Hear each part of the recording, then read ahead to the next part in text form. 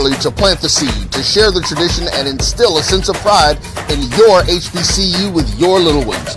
HBCU Pride and Joy Children's Boutique helps you share your school spirit with a wide selection of adorable kids apparel and accessories officially licensed from your favorite HBCU. Visit hbcupridejoy.com and follow us on all social media at HBCU Pride Joy on Facebook and Twitter. Sugar Chateau Desserts is a specialty bakery located in the Charlotte, North Carolina metro area.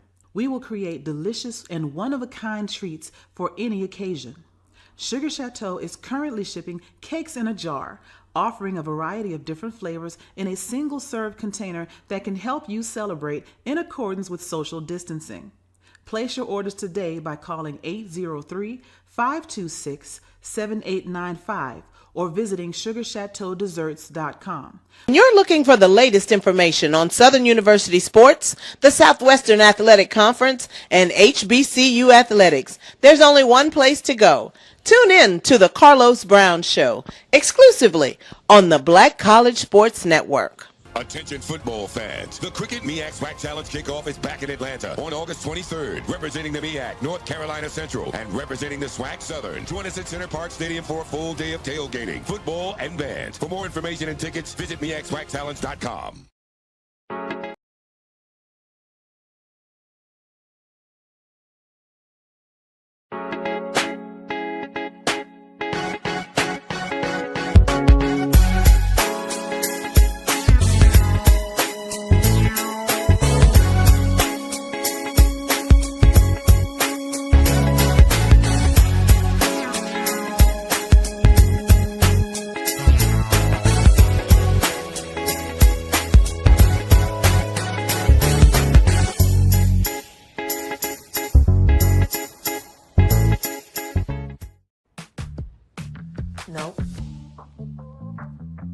Nope. Come on, him?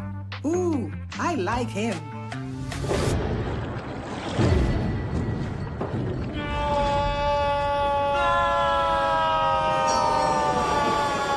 Quick, the quicker picker-upper. Bounty picks up messes quicker, and each sheet is 2 times more absorbent, so you can use less. He's an 8. He's a 9. Bounty, the quicker picker-upper.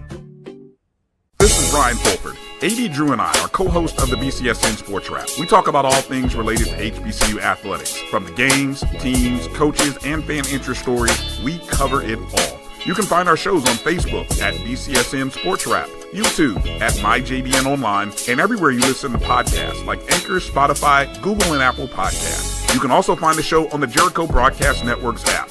Make sure to download. We look forward to you joining the conversation and being a part of the show. This is the Dean of the College of HBCU Sports, Kenyatta Cavill of Dr. Cavill's Inside the HBCU Sports Lab with Mike Washington and Charles Bishop.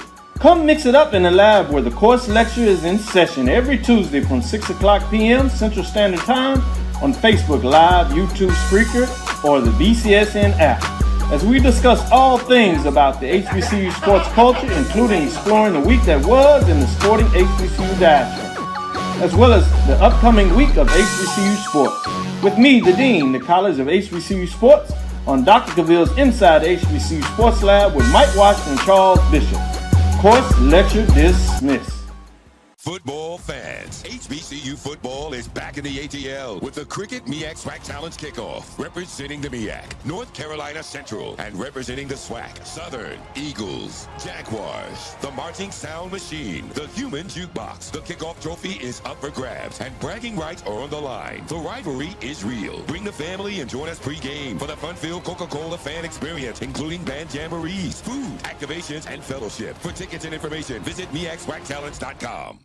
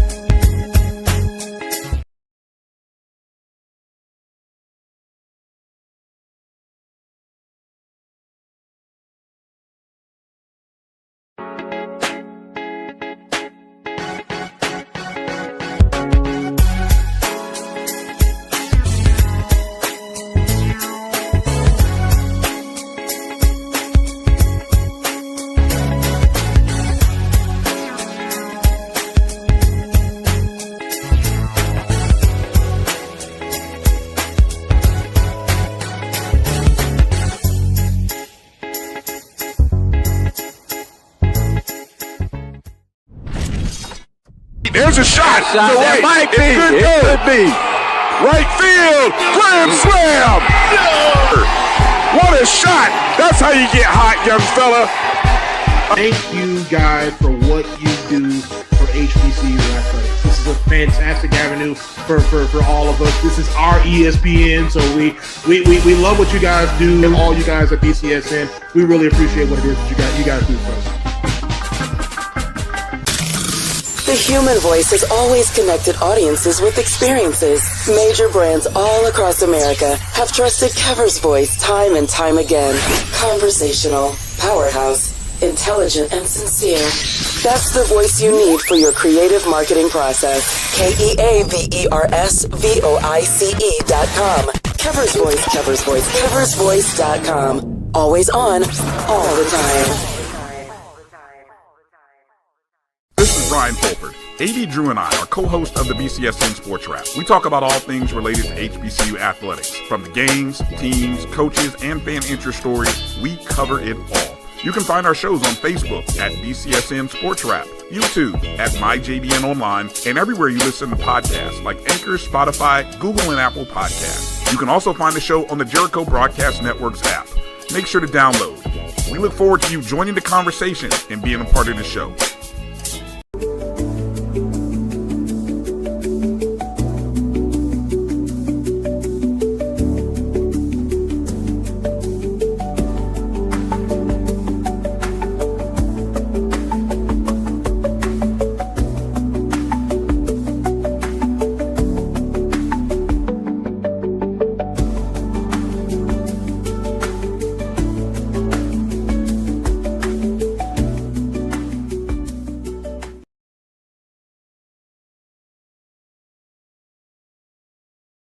But I ain't even on her. I guess I need to cut my camera on, huh? What's happening? What's happening? What's happening? It's been one of them days, ladies and gentlemen. It's one of them days. Today is the 18th of June, 2025. Yeah, it's 2025. What's crack-a-lacking, y'all? It's 6 o'clock in here in the East Coast. Excuse me. Georgia, to be specific. Doing my thing, getting ready. Excuse me. Take a little vacation or two. So, wanted to come in here and see what was going on with y'all. See what you misfits were doing, because I would love to say I trust y'all to not misbehave, but that's not realistic. It's just not realistic. So, what's crack-a-lacking, y'all? The name of the day's show is Money, Marriage, and Mayhem. Just because I couldn't come up with nothing, so it's the 3M. So, one, how y'all been? I've been doing pretty good. All things considered. June is one of them months that for my depression ain't the best of months. So it's kind of a struggle to make it through June, but I'm gonna do what I can, make it happen as best I can. And we're gonna do what we do and make it happen. Hopefully I'll be in the background like you see soon enough, long enough. But I'll give y'all the scoop on that when I get back.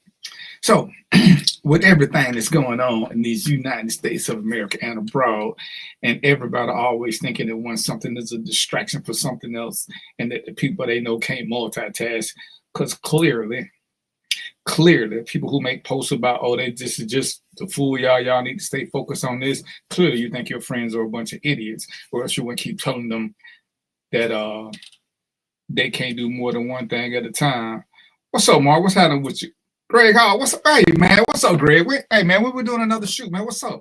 Y'all be treating me bad, brothers. Y'all be treating me bad. For those out that don't know, Greg Hall, for those out who when I talk about my magazine photo shoot, I was in Greg Hall's magazine. He did a photo shoot. I mean, actually, we didn't do a true photo shoot, but he put me in his magazine.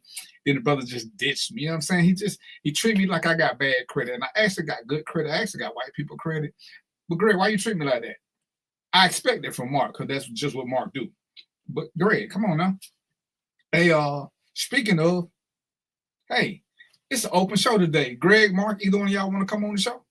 Y'all want to come kick it? Y'all want to come kick it with random thoughts for an hour and some change, or however long we make this happen? Let me know. What's up? See now, Kyron is my man. He don't harass me or nothing. What was your credit? No, right. What they got to do with you ignoring me, though? So I'm saying if I ain't got bad credit, we should still be friends. I'm just not sure how this whole friendship thing works. I'm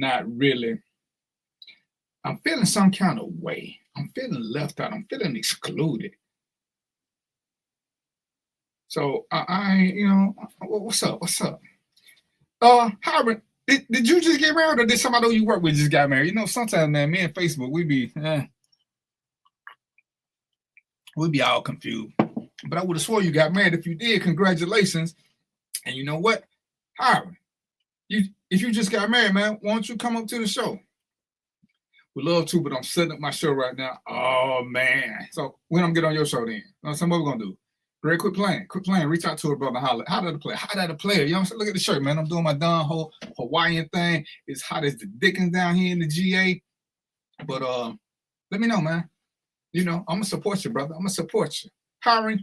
Mark, one of y'all want to come on, man? You know, just kick y'all ain't got to stay. Jump in when you fit in and, you know, do what you do. So anyway, as I was saying, I'm amazed. Yeah, you got married 9 years ago? Good Lord, I'm way behind the 8 ball. So, but I was retired when you got married. Okay. I'm gonna blame it on the head. You know, I'm old and see now. I was old and see now when I was teaching, so you know. Anyway, for those of y'all who got friends that y'all think they can't multitask, I'm confused. Why y'all even got these friends if y'all think they can't do one thing at a time? You think they can only listen to you and they can't think about nothing else that's going on in the world? That to me says more about you than anything else. You on this special bus, and I don't understand why you feel the need to let everybody. There he go. There he go. Mojo is in the house. I'm gonna flip it now. He used to be J Mo, but now I'm just gonna make it Mojo. You know what I'm saying? Hey man, really? Then what we're gonna do? Then how we're gonna do it? You know, the abuse that I have to take is unparalleled. You would think the level of abuse that I have to take, you would think that don't nobody love me. And I can't understand why I get treated like this. I can't. I just don't. I don't get it. So, you know, and what you gonna do, Mojo? Come on. Now I know Mojo been married 125 years. He got married when he was in 3rd grade. You coming to the show, Mo? Oh, that's right. I can't call you Mo because I got another Mo. I mean, that's it. Okay, so we got to stick with J Mo. See, already I'm getting senile. I got a regular host, Mo, and then I got J Mo. See, all right, I got it now. All right, I got it. I was drinking something. And then my regular, supposed to be host, swear he got a job. But, you know, being a former cop, I understand when sometimes when you running from the law, you got to say certain things and make it look legit. But anyway, back to my topic of multitasking. Why y'all got friends who can't multitask? I'm going to stick with what I said. Why y'all got friends who can't multitask? I'm tired of y'all putting out this thing. Oh, don't get distracted by this. Don't get distracted. Listen, what most of my friends get distracted by is like seeing $1 million land in the middle of the street. That's a distraction. You know, we can focus. But when we see $1 million land in the street, we become singularly focused on that $1 million. That's what we do. We can't hold multi conversations at that point because we kind of confused. But there is something that's going on right now that's gonna break or create most of us. Whether it's what's going on with all these deportations, whether it's what's going on with ICE. Mo, I got a question for you because somebody said yesterday, and I didn't really think about it because I'm just not up to speed on this. But can ICE arrest regular people, or do they only have authority over immigrants? What's up, Jess? What's up? Where you been, man? Just my girl. She used to make food a long time ago, and then she got big time. She started getting educated. She a nurse extraordinaire. She started doing designer shoes and all kind of good stuff. What's happening with you? What's happening with you? Cool people. She gonna come on the show too. She just ain't got time no more now. Everybody busy. I get it. They ain't got time for the little people in the world. So, I'm gonna just have to shame them when I can. But what's happening? What's happening with you? I still ain't forgot what we're supposed to do a show about. So. Let's look at next month for doing that show, Jess. As I was telling people, as far as my depression goes, June is one of the worst months for me. So I struggle a little bit more than normal, and I put up a few more fronts than normal just so I can get through it. And even with that distraction, I can still multitask. Ain't that something? So let's go on and get into this. Marriage, Money, Mayhem. One of my friends had made a statement, and we talked about it. I wish Mo was here. I wish J Mo was here since he married. Shoot, Jess, we were having a housewarming. What's up? Talk to your girl. Get in school. She's still talking about being a nurse. ICE local police have different authority. ICE primarily enforces federal. I say this. I still ain't sure what, but can they lock up regular people? Yeah, Jeff, we got to do something. You know what I'm saying? Trey was talking about you the other day. So can they lock up regular people? See, don't you hate when people give you definitions instead of just saying yes or no? Sometimes I'm just a yes or no kind of dude. Come on the show, Joe, and explain all that. Explain all that in your astute way of talking, Obi-Wan. You know what I'm saying? Get the people what they pay for. Come on, stop playing. I sent you an invite. I got you. Yeah, don't make me just pull up because we'll sit outside the house until you cooking and just break in and get your food while you're gone. Yeah, I don't trust your security system. As long as food involved, they ain't gonna pay us no attention. So make it happen. But yeah, come on the show so we can do this thing.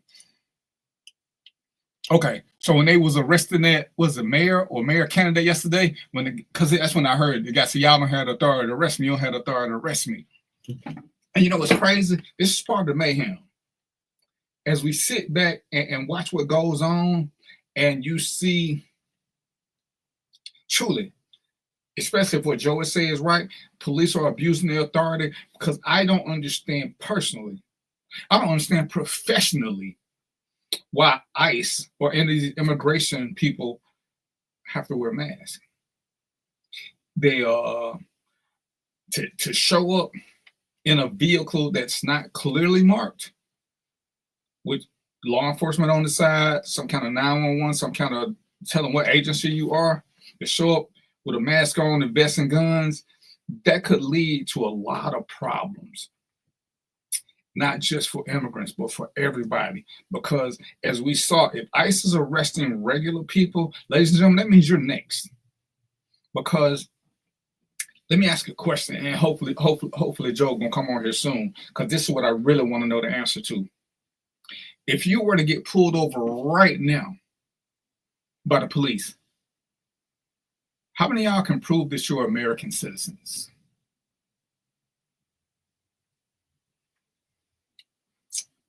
Anybody? How many of y'all actually ride around with a passport? And if they got your name, does it matter? Because how do you prove it? When they just running up on you and, doing what they do. They're telling you what police they are, but they ain't showing you. And we're not going to turn this into a Law and Order show. We might. What's up, Mark? But what happens is, what's going on? If the police pull you over, for whatever reason, once they say get out the car, which is why, I did my shows. I'm going to stick to what I said. Don't ever get out the car. They got to tell you what they want first. But if they ain't got nothing but blue lights, maybe, a vest and a gun, why would you give them any respect? Why would you do what they say? You kind of setting yourself up. We setting average Americans up. Me and Mark can go get vests and guns and just start locking up people or kidnapping people and say we somebody. Can't nobody prove it. The law, the law. as I know, says that as a police officer, and most police officers don't do this because most people don't know it. You're supposed to carry a card that says what your powers are, but you're supposed to have identification that tells who you work for, how to get in contact with them, and where they are. That's why police cars have to have certain things. They have to tell you if they're city, county, or state. It's got to say Douglasville Police Department, Douglas County Sheriff's Department. It's got to give you something, and they're supposed to either have 911 on there, and I forgot the inch, but big block letters, or they're supposed to have an agency phone number because you're supposed to be able to call somebody. You're also supposed to have a 3 to 4 digit number on their vehicle so that you can recognize that vehicle and say, I got stopped by car 641 or 742 or 1911. These are things that are required by law enforcement so that the average person can't just pull up in a car. Mark is from Georgia. I know he know. At one point, all the dope boys had Crown Vics. All of them had Crown Vics. Every single one of them. And then guess what else they had? They also had high-tech boots, which was a police state. How are we supposed to know who is who? They just pull up on us and start saying, get out, on the police, get in the car. Oh, player, who are you? Who are you? But this is what we're looking at, and everybody want to talk about something else. And I'm cool with talking about what we can talk about, whatever we want to talk about. I got Mo. What's going on, Mo? I got Mo here. I got Mark here. We're going to talk about some different subjects, but we can't keep ignoring some of the things that if something's going to affect you directly, it's the way these new police are policing. See, this will be a good time for Mo to start looking at the new police, the new, what do I want to call it? The new police landscaping in America. Because now it truly is, we're on the verge of anarchy. Anytime somebody can just pull up, like I said, I've been knowing Mark for a minute. But if I had a mask on and didn't talk and I just pulled up on Mark, Mark wouldn't know me from nobody. Hell, even though he know me, if I pull up on him just because I got my stuff on and I jump out of a black vehicle, what does that mean? And I'll just tell him, don't ask what he going to jail for. Because the law still requires that I tell you why I'm stopping you. That means Mark about to get robbed. That's what that means.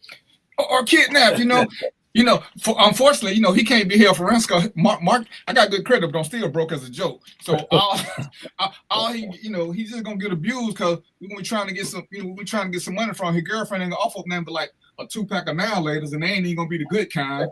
So shit, can't even get no Jolly Ranchers for Mark.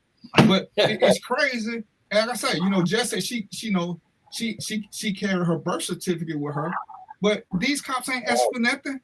But most of us can't prove we're Americans. And even if you could prove it, do they care? Because when they coming to get you, they coming to get you. And it's funny because I look at people who claim, ladies and gentlemen, I ain't telling you to change your status, do what you do, be who you want to be. But all these people who claiming to be from Africa, who claiming to be from Jerusalem, or who claiming to be non-Americans, you're putting a target on yourself. If you pay attention to what they're doing, they going at people who have made public statements against America, who have made statements about them not being from America, which is why I don't ever denounce my Americanship. I hear what y'all saying. I ain't got no beef with y'all. Do what you do. I'm going to do what I do. I'm just like Winnie the Pooh. When you say Africa, I say, oh, lions and tigers and bears. Oh, no. I'm a Black American. I was born here. I was raised here. All my rights are here. I want to go to Africa to visit, but I'm not from there. I don't want to live there. It's a third world country. Most of y'all don't want to live there. The internet is like $25 a day or something I was reading. It's expensive over there. It's expensive. What's a great point, PW? When y'all say stuff, y'all got to tell me what y'all talking about. I think what he's talking about, he'll clarify, but I think what he's talking about is that what I heard you say was Africa's still being exploited. And so why go back over there and get exploited even worse than probably in the United States? Right. And and I don't want to put this out there, but yes, I do. Most of us don't have the work ethic that Africans have. I mean, and Mark, how old are you? 46. Okay. See, in my world, Mark's still a young fella. So most of what I'm hearing now is that the generation right below Mark doesn't even have a work ethic. They want to get paid to work. They don't want to work and get paid. So I'm sorry, Africa is a continent. Was that the great point? See, man, I can't. This is why I don't deal with people right now. This is why I don't deal with people. But Mark, the generation right below Marks don't want to work. They just want to get paid. They don't want to put in no effort. They want to get paid for potential. Hey, DVP, I'm gonna have to disagree with you on that one. Go ahead. To a certain extent, I do believe that it's a group of them like that. But I think the difference is in the upbringing. Your generation and the generation before you, all y'all was taught was work. Work. Get you a good job, stay on that job for the rest of your life, retire, and that's life. The generation, which I'm learning and getting into it now, below me, they want more of their time versus the working part. Give them more of their time to enjoy life instead of just working all the time and not having a life. So now, Mark, I had to agree with you, Mark, because when I was a manager at a company and I had some millennials working for me. Mm-hmm. And those millennials move a lot differently. First of all, they're not scared to lose their job. They're not scared to move and go somewhere else. It's not like this is the only job on the planet. You know, our generation is like, keep your head down, stay quiet, be good. Mm-hmm. But that generation, no, man, they'll leave in 5 minutes. If they don't like what's going on, they'll leave. They're not obedient. The ones that I dealt with anyway, I try, and I don't mean obedient like I tell them what to do, but the job has certain requirements.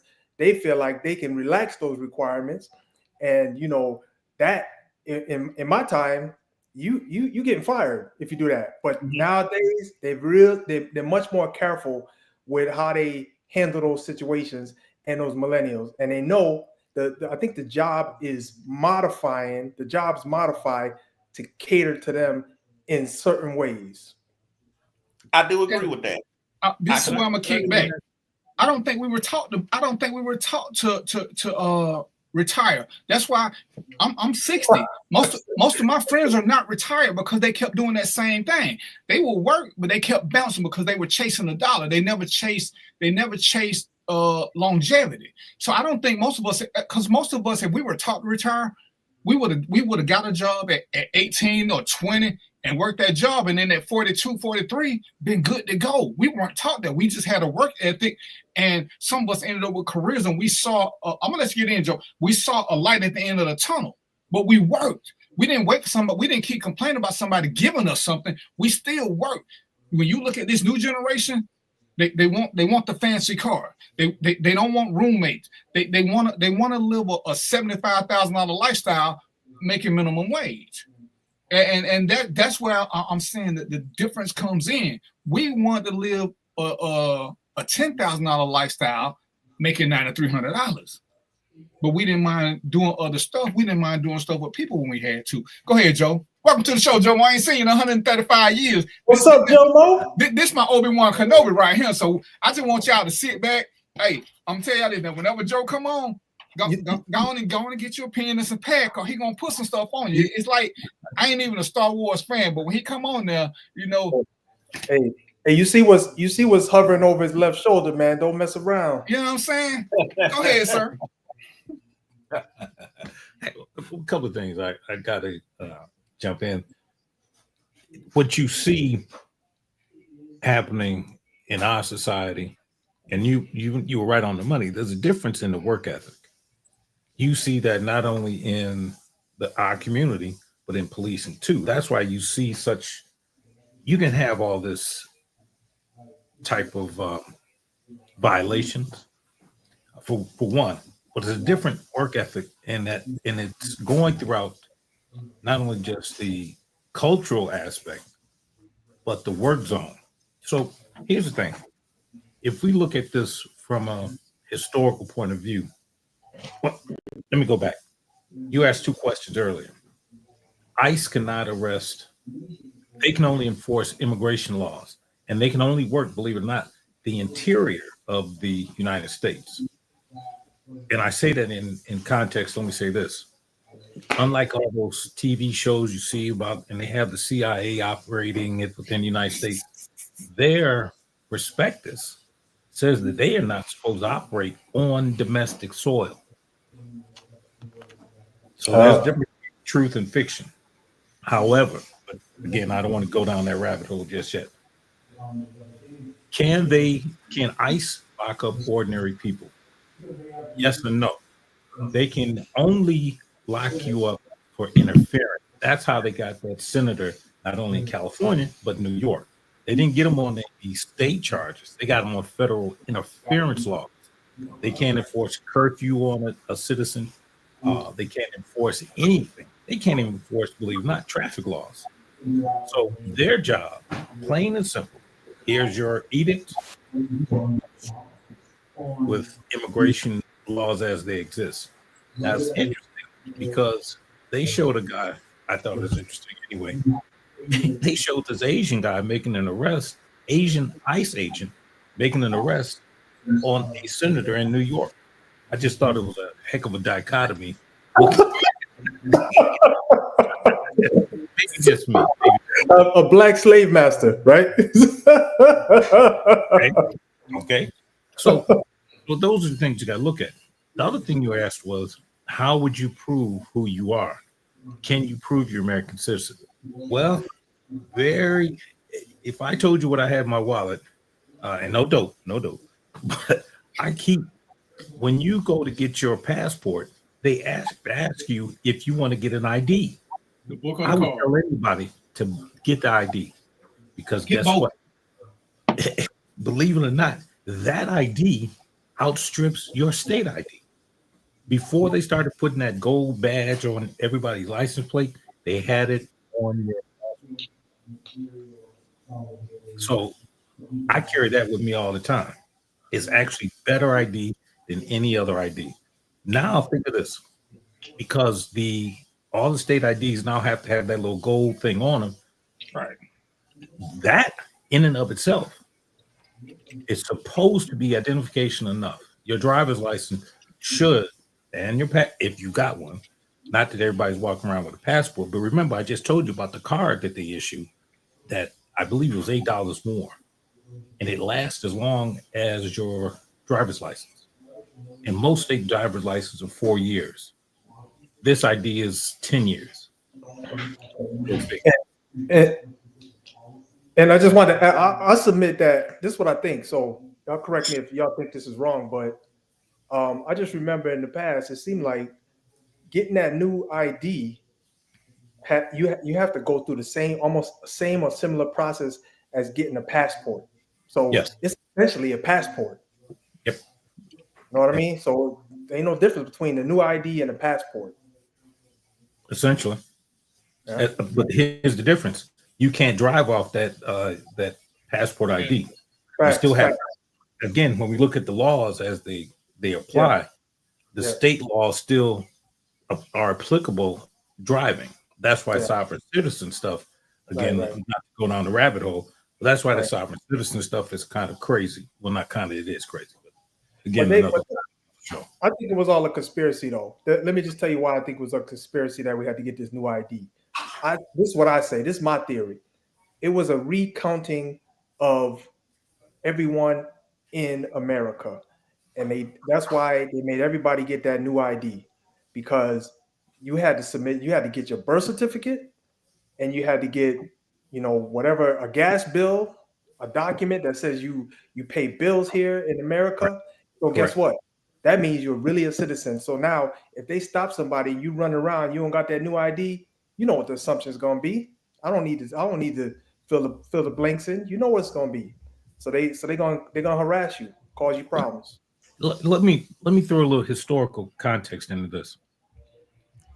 In World War II, when the Nazis took over Germany as a group, the first thing they did, and I want everybody to hear this, the first thing they did was go after everybody with a gun. Now, here's the key. Guess who helped them with that? Guess where they got all the information from? There was this business called International Business Machines. Anybody want to argue with me? I'm waiting on you. It's the international. That's an I. I got a boo-boo. So IBM, can you believe that? IBM actually gave the Nazis the information to confiscate weapons in Nazi Germany. Now, and again, I say that for two reasons. And again, I'm going down the rabbit hole, but I'm going to try and make it short. When you hear our people talk about, the Second Amendment, and I'm a believer in it, but for a different reason. You've got to remember when this Constitution was written, it wasn't written for anybody on this board. It was written against us. The Second Amendment was to put guns in the hands of slave owners to put down rebellions. Because at the time, there was rebellion in North Carolina. They had to put it down real quick. Fact. But I digress. The whole idea that IBM took this information and gave it to this group should terrify most people. Because most of the things, and I say that, and most of you have heard me say this before, we as a people don't read history. And that adage about those who forget history, we know the rest, there's some truth to that. There is absolutely some truth. Now, let me sidestep that for a second. If we look at what's going on in the current administration, I've never in my lifetime seen such wholesale criminality on a national level. National. Think about some of the things that this guy's doing. A lot of it's illegal. And when we hear them talk about checks and balances, well, who are the checks and balances for? Yeah. Because they're certainly not balancing a lot of stuff out right now. And it's interesting because even with the Black conservatives, and let's talk about this term conservatism. Blacks were conservative before the word became popular. The word conserve is to save. We had to conserve because we didn't have nothing. We had to conserve our money. We had to pool our money. Before all these guys even had banks, we had them. That's why they torched all the ours. That's why they bombed. The first air assault in the United States was done on us. The first bombing was on us. We look up there in Philadelphia and talk about the move. What about Tulsa? There were 8 cities that were wiped out in pre-Civil War. 8 Black cities. But we don't teach that. But yet, we want to talk about DEI. You need to talk about your history. DEI. I'm sorry, I didn't mean to. That's a hot button. I don't know if you want to get into that one, DVP.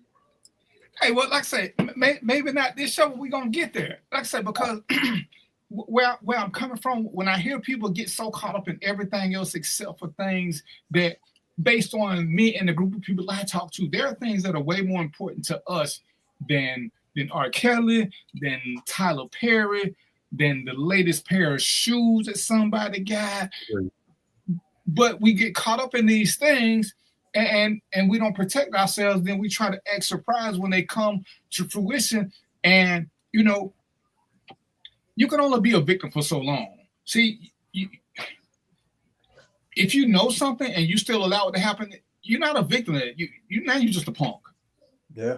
If you know I'm coming for you and you know I'm outside your house every day at 3:00, you got choices. If you need to be at the house at 3:00, you either need to leave at 2:30 or hope I'm gonna be late. But you can't keep saying, "Oh, he outside my house every day at 3:00. I can't go to work." So if you know I'm coming at 3:00, leave at 2. I mean, because sometimes you can't beat the system head on. But we all know to cheat the system. And at what point do we stop crying about things, or in my world, we become our own distraction and we set ourselves up to be victims? Just so we can say, "Oh, I tried, but the man wouldn't do this, the man wouldn't do that." And I'm gonna switch back to something right quick to what Philip had said. Because there's a difference between jobs and careers.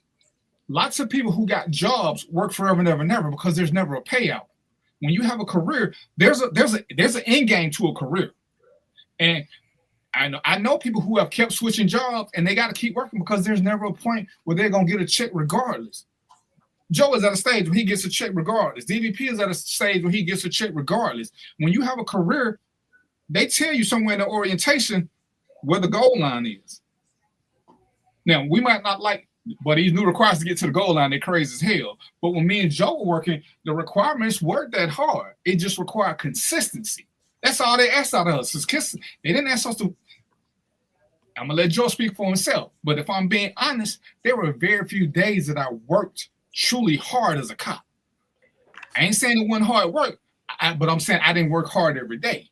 You know, Uncle Sam say, if you working hard every day, then that means you ain't shit at your job, because once you know what your job is, you should find a way to make it easy. And there are still careers. Phil. Yeah, we just have to be wise about what we pick, because a lot of times we're chasing money. And money, most of my friends who were in the computers, they kept bouncing from spot to spot to spot. And again, as I said before, that's fine until you have a medical emergency and you don't have any insurance. Careers offer you insurance. So there's a give and take in the whole thing. You just got to figure out what it is you want. And you got to figure out what you're willing to do for it. Because even now, I told my son, at 26, you can get you a career, and that career is 25, 30 years, but that'll put you at 56. But when you're done at 56, not 72, you got insurance for life, you got a check coming, now you can go on to the other half of your life. Because you can't keep working until you 60, 70, and you got to keep working, because now you got to work hard because you're in a job. And there's no, in a career, and I'm gonna let you get to this. In a career, guess what? There's a thing called seniority. Jobs don't have seniority. Jobs will replace you at will. When you got a career, my last 10 years with the sheriff's department, I wasn't shit. But guess what I knew they couldn't do? They couldn't fire me. And that's why I wasn't shit. And let me preface it. I had already sued them twice. So, and Joe can tell you, once you sue your agency, you're protected. Because anything else is retaliation. So I knew I had it, man. I was like Don before. I could shoot somebody in the middle of Main Street, and they couldn't do nothing about it because it's gonna be retaliation for them two lawsuits y'all lost. And once I found out that they couldn't do nothing to back me after them lawsuits, I became a disinterested employee. I still did my job. I just wasn't the same gung-ho guy I was before. But they should have never told me I had immunity. If they would have kept that to themselves, I would have continued to be a good worker.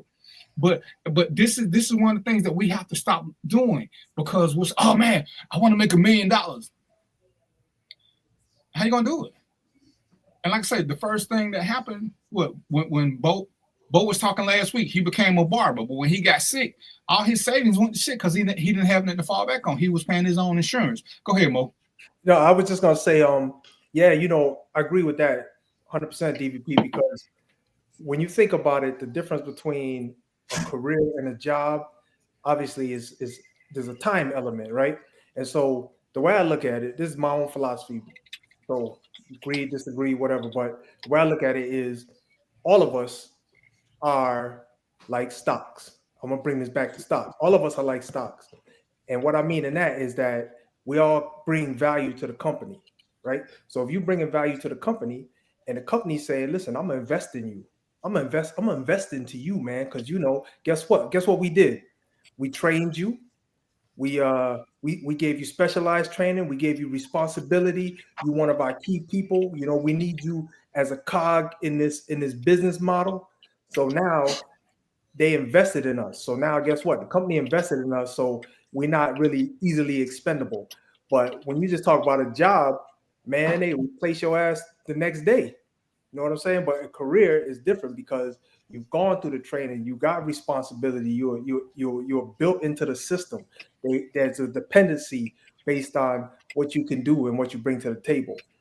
Two totally different things. It's interesting you bring the whole idea of Wall Street, because remember, and you talk about markets, what was one of the commodities sold first on Wall Street? Slaves. People. Us. Let's get that. Yeah. Not people. Not even right. Yeah. Not even indentured servants. Us. Right. So let's be clear about that. Well. In addition to that, Joe, which you might have said it, but my memory's bad. But that's how they get the word stock too. There's a direct correlation to slavery to the word stocks. Yes. Direct correlation. Right. So yes. Yeah, a little history One thing lesson. about that I'll say is that when we initially start jobs, you expect those to turn into careers. And that was back in the day. You get a job, it becomes a career, you stay there and you retire. Now, these companies have no loyalty to their employees. So, yeah, they invest in you, train you. And when the time comes, they'll cut you just as quick as the first person that started, especially once you get to the top end of pay. So, finding a career is difficult. You know what I mean? It's just getting a job and staying there forever. Because if you're anything like me, when I found jobs, I was always looking to grow. You get these jobs, you think, okay, I'm gonna be here for a minute, but then you reach your ceiling, you can't grow anymore. Now it's time to go to another company where you're gonna grow, learn more. So yeah, it's hard to be in a career in this day and age. Yeah, and I back that because, and I'm gonna say, so I kind of heard DVP say your age, Mark, and I think you got a like 10-year delta from everybody here in the chat here. And I'm gonna just tell you that I agree with your philosophy, but I didn't grow up that way. The way I grew up was keep your head down, don't say nothing, don't be disruptive, be in other words, be a good little boy so you can keep your job and keep your pay or whatever. Those were the things that were drilled into my head. But over time, I figured it out and realized, man, that's stupid. Who would do that? That's dumb. You know what I mean? I'm a human being just like everybody else. I deserve certain things, and I'm not going to be exploited. So while I agree with you, I'm just going to say, I didn't follow that until I got wiser and understood that that's the way it should be. Man, I need to call in number call. Philip, I need Philip to call in, but I ain't got it set up. And like I said, everybody got to figure out what works best for them because and I'm trying to tie this in. Whether you get into this and like I said, get with Mo and start doing some stock options because most of retirements now are involved in stocks and stock options, all that crazy shit. I'll let Joe speak for himself, but in today's market, retirement, from what I'm seeing from the outside, because I ain't looked at it deep and I ain't gonna look at it deep, is a harder thing because I know what I was gonna make. Now they gave us the option when the stock market was hot. Oh, if you invest in the stock market, you can get this, and if you had this, you'd be worth $700,000. Ooh, and it looks so good. But I paid attention. Ain't no company that I've ever been involved with. I was in the military. Ain't no company never offered me something that was better for me than it was for them. So if you're trying to trick me and say, "Oh, this will be great for you," I know that means if you think it'll be great for me, it'll be greater for you. But all the risk is mine because they get your money because they taking money out your check still. They giving you some of your money back. If you're gonna get into that, like I said, get with Mo and join his group and learn how to do your own investments. I knew 3 people in my 20+ year career who knew stocks. The new IRAs and shit that worked for them because they read the New York Stock Exchange, they read the Wall Street Journal. I was just watching news, so I didn't know none of this stuff. So yeah, but are all careers going AI? A lot of them are, but a lot of them can't never go to AI. So sometimes we have to be better about choosing what it is we want to do, because sometimes we put ourselves in careers that have no potential, but we like them. And remember I told you my dad said, do what you have to so that you can do what you want to. A lot of times people get jobs that they want to. I want to have a job that I like, that's cute. Who gives a shit? Georgia Power don't give a shit if you like your job. Your bank financing for your car, your house, they don't give a shit if you like your job. They just want that check. So if you say, well, I can't pay all that because I couldn't find a job I like, nobody cares. Nobody cares what you like. It's whether or not you can pay the bills. And too many of us have gotten to that point where we only want to do things we like. And I ain't trying to rub it in y'all face, but guess what? Joe can do what he like. He getting a check. DVP can do what he like. I'm going to get a check whether y'all happy or not. They just told me the other day, I commit a crime, I'm going to still get a check. Not that I'm going to commit a crime, y'all. You sure? Okay, not that I'm going to commit a felony. Let me say that. Every now and then shit happens. But, it's been since 45. Since I was 45, I have been getting a regular check. Would I leave the house or not? I don't see how you can beat that. That's why I say I'm looking at people my age who still working because they kept bouncing. They swear they happy. And Joe, how long you been retired? 14 years. Mo, you retired, right? Yeah. How long you been retired? About 5 years. And I'm at 15 years. So I'm gonna tell y'all the truth about retirement that most people don't tell you. The first 30 to 90 days, then the hardest days because you keep getting up because you don't know what the hell to do. It's only so much sports center you can watch. It's only so much nothing you can do. And then you got to do something. The difference is when you retire, now we can do what we like. Now we can do what we want to because we did what we had to. I said, I took a job at Burlington Coat Factory just so I could stay in shape and get bow ties for free. That was it. It didn't pay worth shit, but I wasn't there for the money. I was there for the bow ties. I was there for the sale on for the coats and the shoes. Man, they ain't have to pay me at all. The little general magistrate means, oh, we're going to cut your hours. Dude, who gives a fuck about you cutting my hours? I'm only here when the truck comes so I can get a good workout in. That's it. Hey, let me jump in on this DVP because, man, that first week, no job. Y'all remember how that was, right? The first week, no job. No, you don't have to go to work. Man, it's the craziest thing, the craziest feeling I ever went through, man. I'm like, okay, so I'm just gonna shrivel up and die because I'm not earning no income. I'm not thinking about, I prepare for this moment. You think about every day you gotta get up, beat feet, get to work, and generate some income. But if you did the right thing, you prepared for that moment. But I wouldn't even think about that. I'm just like, look, man, I need my job. I need to go. I was trying to create jobs, man. I'm like, what can I do, man? Let me figure this out. How can I, I need to create a job. It's pretty nuts though. It's pretty stir crazy. I don't know if y'all went through that, but I did. I sure did.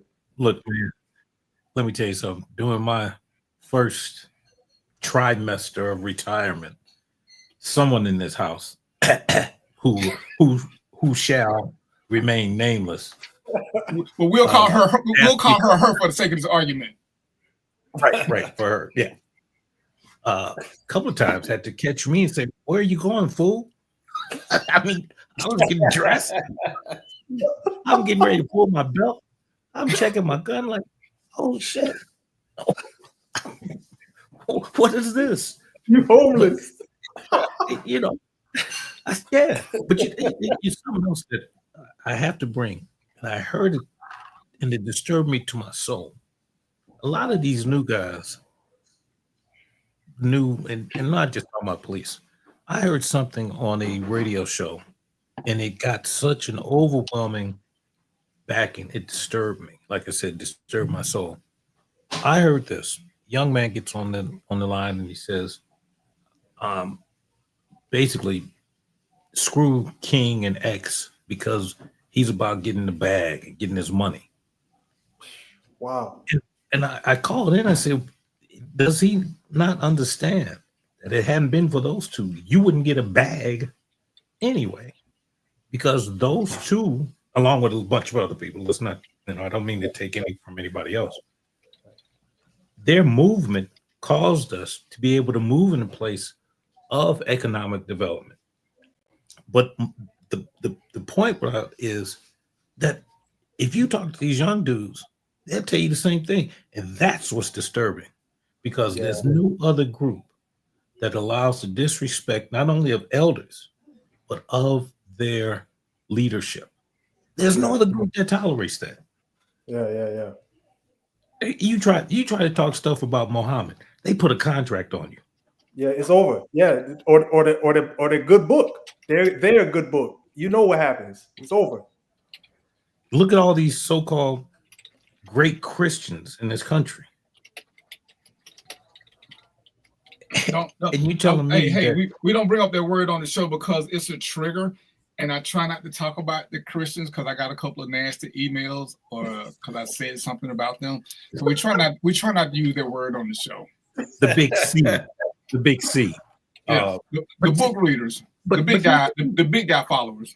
But here's the problem: what kind of Christian are you? He said that word again. I got to bring this up right quick because somebody said something about it and I had to check it out. And this is one of the things that affects us that to me is funny because we're so quiet with all the leaders around. There's an agency called the Minority Business Development Agency. Now I'm gonna let y'all guess who that's for, but it was out of DC. Trump cut it. Trump stopped it. He's shutting it down. And with all the other things that they tell us to get involved in, it's crazy that none of the leaders have brought this up. It's the minority business development agency. So again, I'm gonna let y'all figure out who it's for.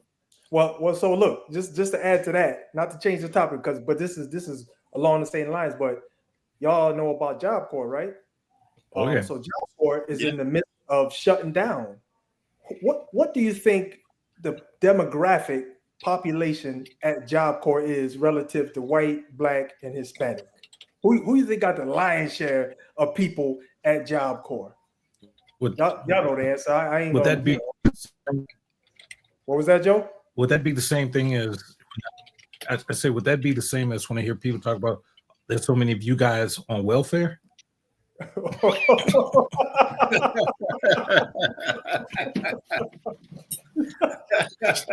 Speaking of welfare, anybody got any food stamps? I'm just playing. I'm playing. That's funny. Yeah, I did hear that. I had to look when I first heard the statistics. I didn't believe them, man. I had my wife is really, she's more in tune to things on that side. I had to do research to catch up with her. But when I first heard the statistics, man, I was just like, nah, that can't be true. And after the research, I was like, wow. But I shouldn't have been surprised because of the population difference. So based on the population difference, it's kind of clear that more white folks are on welfare than black people. Because now even with the shift in population, the numbers ain't switched. Yeah. And white folk are not the clear majority anymore. Yeah. But they are the clearly underemployed. Yeah. But let me give you a little statistic that should be disturbing. Now I'm finna get emails from white people. No, better. We make up, again, if we look at the overall population, 14%. Yet when it comes to missing women, with 32%. Why are we talking about that? 24 to 32% of missing women in this country are black. Wow. And did you see the white guy who had started a whole new movement because when his daughter went missing, there was another girl of color who went missing at the same time. He ended up running to her parents, and it amazed him how everybody was doing something for his daughter, but they weren't doing anything for the black people. So he started, and I had it because I looked it up. But he's starting a whole new thing, bringing awareness to black girls gone missing, and it amazed me. It amazed me in the same tone that Zimmerman did. It's crazy, and I've said this before, and I got to say it too many times, and it sucks every time I say it. It's amazing that for us to get things done for us, that a lot of times it takes somebody white to do it, because all these black leaders, all these black rich people, they don't step up for us.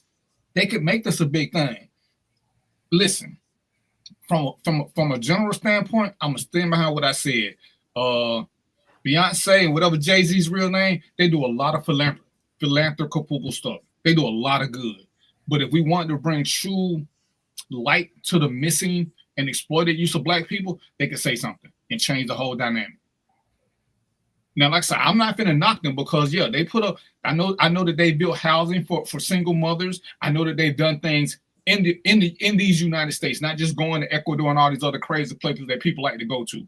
But they have done things, especially in Texas. So I won't knock them because I can't tell people what their priority should be. So I have to give them credit for doing something. But these other ones who don't do nothing, number 7, and others like him who get us to support them, but they don't support us back. They don't bring any light to anything that's true. They give us fluff shit and we fall behind. Even if it's a tax shelter, to bring publicity to it, that's still a great thing. But we get so caught up in the madness that if they wear a fucking $400 pair of shoes, then we all got to start wearing them.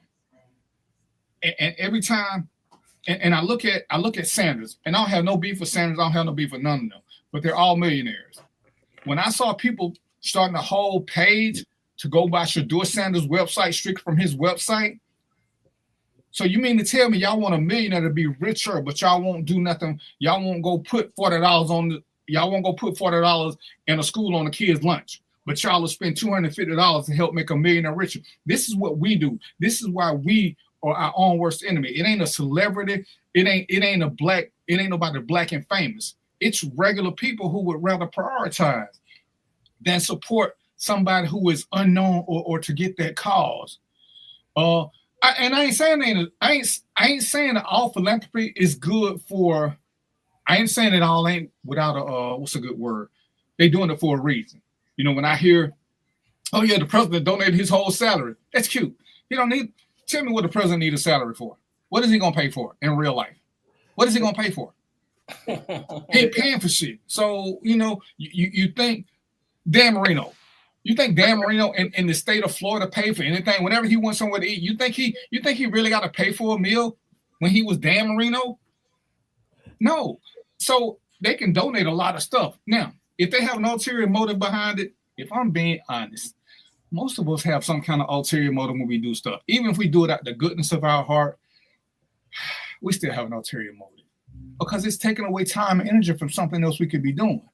It's just, is it also going to be productive for everybody?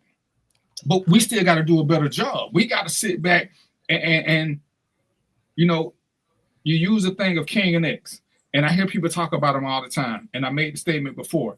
In today's society, one of them would be a simp because the way we got life set up, and I'm just using the four of us because I know all four of us. If I don't agree with everything Mark say, then one of us is a simp because we can't have difference of opinion, even though everybody wants to have their own opinion. We can't have people who are slightly different. And I keep talking about single points of failure.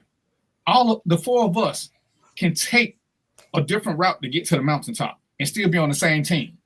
Just because I don't follow Joe don't mean we don't agree. He just see a way to get here. Mark see a way to get there from here. Mo see a way to get there from here. We still going for the same goal.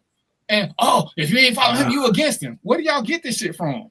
Where do y'all get this? It's just like there are multiple streams of income. There are multiple ways to get to Mark's house. We don't all have to go down. We don't all have to go down MLK. What you got, Joe? But you know that goes back to something that I was talking about earlier. And what you see is, you know, the single point of failure for us is the nuclear family, black nuclear family. Let me say that. Because if we look at all of us on this page, look at our ages, we all came up in the same thing. But here's what these young guys don't get. They don't get history. They don't have an understanding of economics and how they tie together because they are. History and economics are tied together, whether you want to know it or not. And when we get a chance, I'll go all the way through this. But let me address something else. To Phil, he said they tell you to pull yourself up by your bootstraps and then they cut your shoestrings. You never had boots. So when they tell you to pull yourself up by your bootstraps, we never had them. You never even had shoes. So that's an oxymoronic statement. And it gives you the idea that you were on an even playing field in the first place. The field ain't never been even. It has never looked even. Here's the thing. I've heard, particularly in this last election, I heard a bunch of young cats. I didn't vote because it don't mean nothing. If I showed you the numbers, I could blow you out the window on this stuff. Let me just tell you this. The minority actually won. The minority thought won. And how did they win? Because you suckers said your vote don't count. What's she going to do for me? Self-destructive. And what am I going to get out of it? Now look at the difference between when we were born, these new cats, and what we raised. And you will see the single point of failure goes back to exactly what I said, the nuclear family. And this is where I'm gonna challenge you on that because I had this conversation with somebody. You know what we overlooked that hurt us more than anything else? And I'm talking about when we start below Mark's generation. Mark is my top, but below Mark's generation, most of those parents came up with it during the crack epidemic. They were absent. They didn't have it. And we overlooked what the crack epidemic did to the black family. If we look at the what is it? The late 80s and beyond. The kids were raised different. They didn't have a solid background. And if we keep ignoring that whole crack epidemic, which is truly what set us back, because there were no parents, kids were raising kids.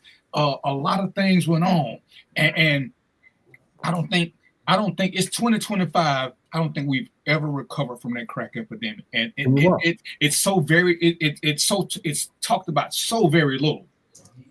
But when we look at when we talk to some of these young kids, who raised them? Most of them were raised by aunties or grand. They weren't raised by their parents. They were raised by somebody who was already struggling and doing the best they could to keep them. And I think that's something that we continue to overlook, because no matter what special you watch, nobody wants to talk about that, because that was an American failure. And it showed, as Joe and others have said, it showed where they placed us. We didn't have boots. We didn't have boot straps. They took away our concrete. They took away our roller skates. They took away everything and said, I dare y'all to survive. And damn it, we didn't survive, but we didn't come out on top. And I think some of us felt like we came out on top because we survived, but we came out with fewer morals. We came out with fewer, right. We stopped respecting our elders because I'd say below Mark's generation, their elders were junkies and crackheads. Our elders weren't junkies and crackheads. So we had something to look forward to. The generation up under Mark, what are they looking forward to? Who were their role models? Who were their real role models? Not people on TV. Who were role models that they could go sit down and talk to? Me and Joe and Mo and even Mark, we knew we could always go to the corner. Them guys who was playing checkers and chess was wealth of wisdom. Wealth of wisdom. It was always somebody who we didn't know was telling us drop little nuggets about, hey there, young bloods, you don't need to be doing all this. You don't need to be doing that. We didn't say, who are you? The you ain't my daddy phrase came out way after us. And a lot of us didn't grow up with a daddy, but I don't ever remember using that phrase to the older men who was trying to steer us in the right path. Well, we didn't have to use that phrase because we had a village. So the men in the village stepped in, and it never seemed like you didn't have that father there, because for me, my friends, they dad would talk to us as if they was one of our parents. So we still had that. Like it wasn't a void of no man being there. Yeah, they would do. So we didn't feel that void. Once they took the village away, now that took away the men that was instilling into the next generation of boys to be men. That took that away. Now the parents are telling the kid, you ain't my daddy, and the mom would co-sign for that. So I got these. So go ahead, Jomo. I was going to say, in addition to that, you have to understand that sometimes when they say it's a conspiracy, it is. So it's number one. But let's look at three things. Let's look at the addiction rates in our community. Look at how the number of behavior disorders shot through the roof. Look at the number of black men incarcerated. Look at the charges. And here's what I want you to understand. And those of us who've been in the field understand it too. In order to make crack cocaine, you had to have powder cocaine. 1 gram of crack got you more time than an ounce of powder cocaine. Guess how many black men got locked up for crack cocaine? Guess how many white men got locked up for powder cocaine? Yeah. The numbers. But when we start talking about the behavior disorders, autism in our community has gone through the roof. Through the roof. You think that didn't just happen? And again, if we're only 14% of the population, how did the addiction rates quadruple as opposed to any other population? The number of the amount of incarceration. But let me give you this one. I would challenge any one of you or anybody listening, please take a ride to one of these colleges, not just an HBCU, but to one of the other state colleges in your state. look at the schools that we graduate from. Look at the number of black men versus black women. Black women are graduating black men 3-1, I think was the last number I saw. Who are they going to marry? You're not on the campus. And when I hear these young brothers talk about, oh man, or even the women, you a trader, you like white girls, or you like white dudes. Well, where are you? Where are you to even be in the competition? Then we look at the boardrooms, which is again, we're another fight we're about to lose. Where are we? When we had these locks, Johnson Product, Johnson Publications, Afro Sheen, gone. BET, gone. Name me a white institution that they've failed. We can't even buy radio stations. And it sucks, but that may be for our own good. Because sometimes when we get shit, we put out the worst shit for our own people. Good Lord. And I hate to say that, but it's like, damn. I saw that thing with Glorilla and I almost cried. I had to turn the TV off. The best gospel war, and she's twerking, singing about Jesus. If you don't get out of here, I'll hit you with a lightning bolt myself. Now, I'm going to speak for my generation and down. Now, me personally, I love Glow. I listen to Glow music. And I was shocked that she won't. Not in church. Gospel. Gospel song. I love the song now, but that was like a far reach. Pause this. Hold on 1 second, man. You know, to me, that was a far reach. So I'm going to have to agree with you. That's crazy to get her best gospel. I just found it to be, again, my parents come from the South. I think my father came from New Orleans. My mother came out of Alabama. So gospel for me is different than what these new dudes think is gospel. But there was a time in our churches, if you tried to do that, you get knocked out. One of them old deaconesses would knock you out. But what can I say? But times have changed so much now. Because I tell you like this, like my uncle church, I go to his church. They no band. They singing out a hymnal book, and I still laugh at my uncle because I promise you, being in that church and they get to clapping and they singing and nobody got a voice and they just singing and you reading out this hymnal book, it does nothing for my spirit. Nothing. Nothing. You know what I mean? I promise you, 2 years ago, I still laugh at this. My uncle in there singing, "Come by here, my Lord," a cappella. Nothing. So this new R&B style of gospel music, it's more of the beat that gets you into it. It gets you to moving, and that's something that maybe me and the generations after me may need, that music to bring them into the spirit. But it's different. You definitely need it because that's what. And I talked to a pastor about it, and he was talking about how he had to change his story because and we ain't gonna get on it because y'all know how I feel about that group. But you can't keep telling these women that they're going to hell for having a baby because you're losing a younger audience that work with our group. You can't keep telling them all these hell and brimstone stories because everybody's sinning. Here, everybody know that the deacons up there sleeping with people in the pew. So you got to change your message. You got to change how you giving it to them. One of them said, he make as much money doing online as he does doing actual service because some of the younger people, when they leave the club, they still want to act like it, so they will watch and they will still donate. The older people want to come to the building, but so they had to start making adjustments.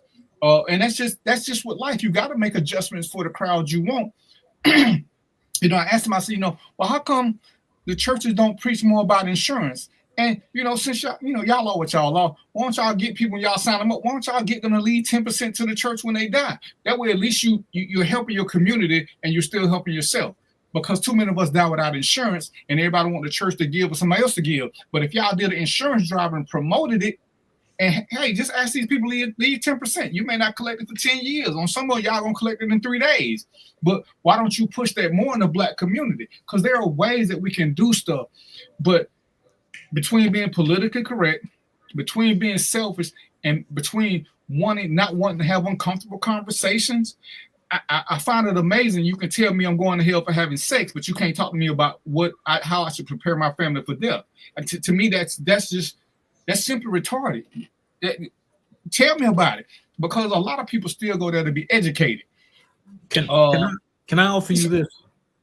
If we look at our the people that follow the big guy, yeah, our houses of worship. It's interesting because no other group does to their children what we do to ours. I have never seen any Hispanics. I've never even seen white folks get up there and excommunicate or kick people out the church because they're pregnant. But now look at their birth rates. Ours are falling off. Our men are going to jail. They're not going to college. So you want to talk about a conspiracy? And what's the one thing that we have to do in order to stick around as a society? You have to promulgate. So if again, it's if you read The Art of War or Machiavellian's The Prince, how do we take you out? We take your men. Okay, so we're gonna run down this rabbit hole right quick, but then we're gonna change the subject to something else. When you talk about they're gonna take our men, and this is your men is one of the reasons I stopped doing social media so much, because I have never ever in my life, thank God this ain't real life in my real life, but on social media I have never seen a group of males who, when I read some of their posts, are so interested in dating other men. Because they say they're looking for women, but everything about their post said they want another man. They want to be courted. They want somebody to take them out. They want to do this. They want, and I try to be sympathetic to the cause, Mark, because this is it ain't your generation, but it's the ones right up under you. So that's why I always start. These new age dudes want to be wooed so fucking, and I don't ever remember that from us. I don't ever remember, but again, and everybody on the panel married, right? Because we're gonna get into marriage and the greatness of it. Even when her is around and won't let us do shit, we still happy. We just we do what we doing. We see what Mo did. Mo got his door shut. See, we get in the room, we shut the doors, headphones on, shoot, and we whisper, because we know that her sometimes is like mama. Sometimes you think something about your mama, she come around the corner, or you hear that shoe wishing by your head. Cause how in the hell did y'all do that? I ain't even say, but you thought it. Yep. So, but I'm looking at these new age dudes, and I saw a post where I got online, and where these new age dudes want to go out on the first date, they want to go halves in case they don't like the woman. And I'm just like, how in the fuck do you go out with a woman you don't know if you like? Haven't y'all talked, had conversations? That's how you kind of know. Because I'm thinking to myself, in this 21st century, most of us have some kind of electronic device where we can chat or something, and then after a couple of conversations, say, hey, you know what? Let's get together and go hang out. Well, I'm sorry, because I can't say hang out, because hang out ain't a date. But I don't remember the men, air quote, from my generation asking women to hang out and pay half. If it turned out to be a bad date, one, you don't take her nowhere that's overly expensive because we're not stupid. Two, if it turned out to be a bad date, it really wasn't no different than picking the wrong friend. They got 2 hours of your time, and you chalk it up, keep going. Right. It's a learning experience, but how do y'all keep picking these women that you don't like or that don't like you? Because she was fine. Oh, she had a big ass. You're not dating the ass. And let's not get it twisted. We're all old men who have had more than 1 or 3 dirty thoughts. Women know what we want. We know what women want. They don't come to us either for our good looks. Well, sometimes they do. But they either want sex or they want the money. And if all you flashing is money, you ain't giving them a lot of choices. Because that's the one something they know you got. We don't know if somebody got good sex until we get to the good sex part. But for these new age dudes, they keep wanting to do this. They want a woman to meet them halfway on everything.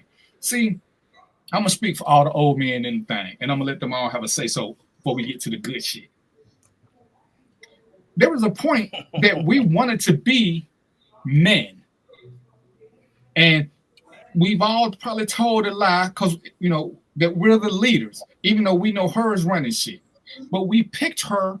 We picked her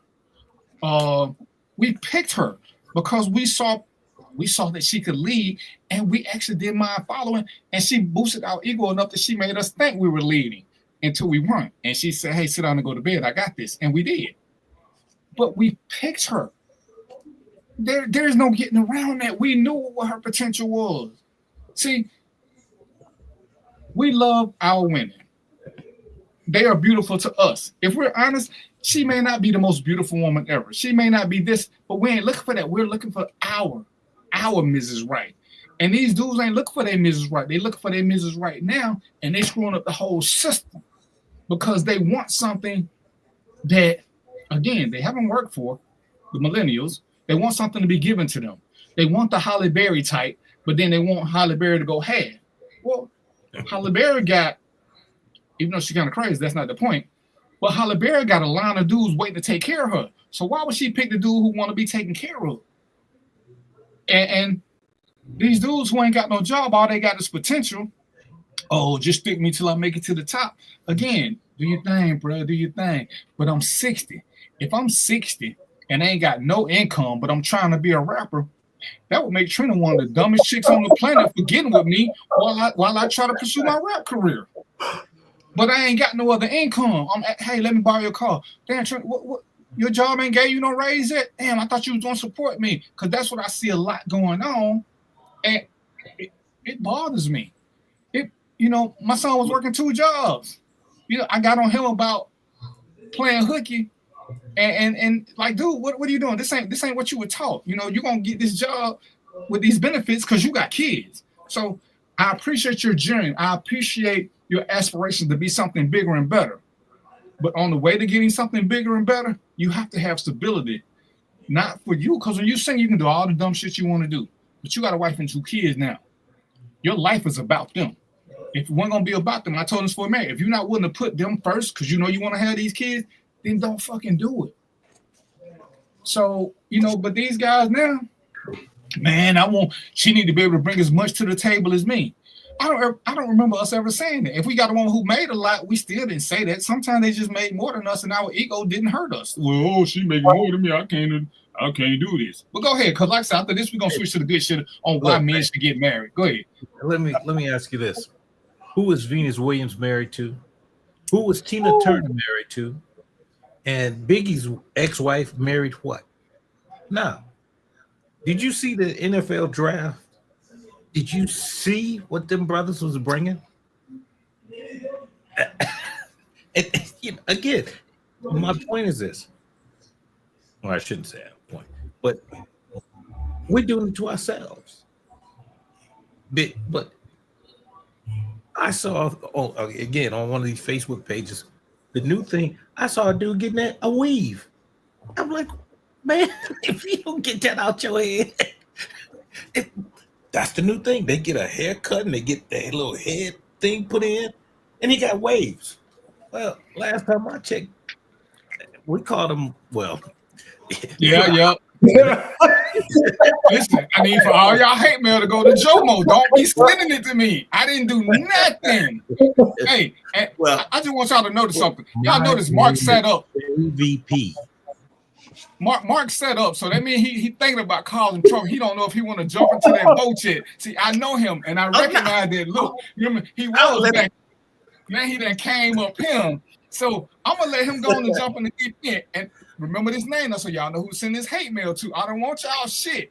It's these fellas out the truth. So go ahead, Mark. I see that look on your face. I see that question mark over your head. I'm trying. I can't turn it off. And you know what it is. See, DVP, your generation, was raised by a generation that came from the generation where women didn't work. So they was taught to do everything. You do everything. Women didn't have the income to do things. Very few were worked up until they fought for equal rights. So that generation is what taught you. I'm supposed to be the man. I'm supposed to do like everything. I'm 700 years old. Well, you I came up with women work. Well, your nickname is Father Time, so you ain't too far removed from it. So I'm way removed so from at that point, not too far. So at that point, yes, men did everything. So now we're in a situation, especially now, where back then they lived off granddaddy one check. And I know on both sides of my family, that one check had a lot of kids in the house. 2-bedroom house, 5, 6, 7, 8 kids. So, but they lived on one check. Neither one of my grandmothers learned how to drive because it was only one car. Now in today's society, you want 2 cars, you want a 4, 5-bedroom house. So though when doing those things, this new generation say, yes, I'm finding my helpmate, my partner, we're doing this together. And the rules have changed now because what you want to say back then worked for back then, the old way. This new way, we're working together. So you building together. So now, I got no beef with that. Now it's what you're doing is 50. Yeah, it's 50-50. But what you're doing is now is you're taking away some of the older responsibilities that you had. Because now, if there's no kids in the house, you don't need a homemaker anymore. You don't need nobody just standing in the kitchen cooking and cleaning all day. You don't need that anymore. So now they bring their 50-50 in a different direction, which now may be financially. So we're building together. So we're splitting things. That's fine. So now when you're working together, how it comes together, it shouldn't matter. It's what works for each relationship. Now I'm gonna go back to what you say. Men want women to go Dutch. There's so many women out here just serial daters for a free meal that is ridiculous. So I understand they say, well, hey, you bring this and I'm gonna bring this, and we're gonna see if we really like each other. And I know I heard you 1,000 times. You ain't got to go to eat. You can go do other things that's free, Darren. You say that all the time. Yeah, you can. But if you get hungry, it's nothing wrong with them two people coming together and say, hey, we're gonna split this bill. Isn't that wrong with that? That don't make it less than a man. How about having a phone conversation and seeing if y'all have anything to talk about? See, you don't have to go out there and spend no money. You can see the phone conversation will tell you everything you need to know. It will tell you everything. If y'all can't have more than a 3-minute conversation, there is no reason to eat. And if you just want sex, tell her you want sex. You ain't paying for meals with somebody that you don't know shit about. You trying to set up the prey, and you mad because the meal ain't getting you the sex, because you don't understand when players play, they don't have to get the meal. They upfront about what they want, and the women give it to them because there is no game. So we keep talking about these women who date for meals. She can only date for a meal if you offer her a meal. See, women have shared the inbox where a dude shoot his shot. She turned him down. Oh, let me take you here. I can show you the finer things in life. She tells him no. He said, let me take you to a 5-star restaurant. Well, today she hungry. But she done already said no, but he keep offering to do something. So at what point should she say, what? She done already told her no, but he offered a meal. Now, so she want the meal. Now he gonna get mad because when she get the meal, she ready to go back home. But what is it that he putting out? Because I'm 60. I ain't had but one woman in my lifetime walk up to me and tell me she deserved to be taken to a 5-star restaurant. Because I'm up front. We're not even going, we're going to a drive-through the first time because I'm not finna invest that money if I don't know you. The best place we can go to a first date, name brand, is Red Lobster, because I hate Red Lobster. But we're not finna go to no 4-star restaurant. We're not finna go nowhere, but we can come close to $80 not on the first date. I don't know you like that. We've been talking. Let's see if we get together. Dudes is doing this. At some point, for these dudes who want to be kings and shit, you got to do king shit to be a king. You can't just, I'm a man. I got a mustache. I got a beard. I got balls. That means I'm a king. And then act like a fucking pauper. No, see, and there's a difference. Because back in my 20s, now I remember when I got into it, when I got into this real dating thing out there, my attitude was this. I drink more than you. You pay for the meal, I pay for the drinks. That was always. I started that a long time ago. You know, but that was. Well, hold on, Mark. Mark, let me ask you this, Mark. Did you negotiate that before you went on a date, or while you sitting at the table having dinner? A little bit of both. A little bit of both. So if you did it before and she went, I understand. But if you're doing that at the table, you're gonna have a problem, bro. Now, if we at the table, then probably at that time I've already committed to what's gonna happen. Right. But prior to, but where your woman at? Bring her on the camera. I want to ask her what she committed to. Don't make me. I still got her phone on. Man, don't have me calling for. Don't have me calling. Listen, man. See, it was just I was raised different. The people that instilled in me, they would talk me differently from your generation. To be the man, you got to pay for everything, and it was more like controlling. And that's what most people. It was more of a control issue. I got the money. I'm in control. I'm making these decisions. No, but hold on. Let me reply to that because in order for the sociology of the relationship to go in that direction, the women have to have expectations as well. So somebody trained them to have particular expectations, right? And somebody trained the man to have particular expectations. So it's a generational thing. You can't just put that all on the guys, right? Because when you coming up, they say, "Oh, treat the girl." So I'm talking about my generation. When I was coming up, they said, "Treat the girl nice. You do this for her, you do that for her. Open the car door, blah blah blah." Right. So as I got older, that translated into, okay, it's on me to make sure to fund this evening. It's on me to do that. Right, especially if I ain't have anybody in my life to continually show me how to course correct and change my thinking on that. So whatever I got taught when I was young, it stuck with me as I got older, right? Until I got to a point where I was like, okay, I'm doing something wrong because every time I do this, I'm broke as hell. I ain't got no more money.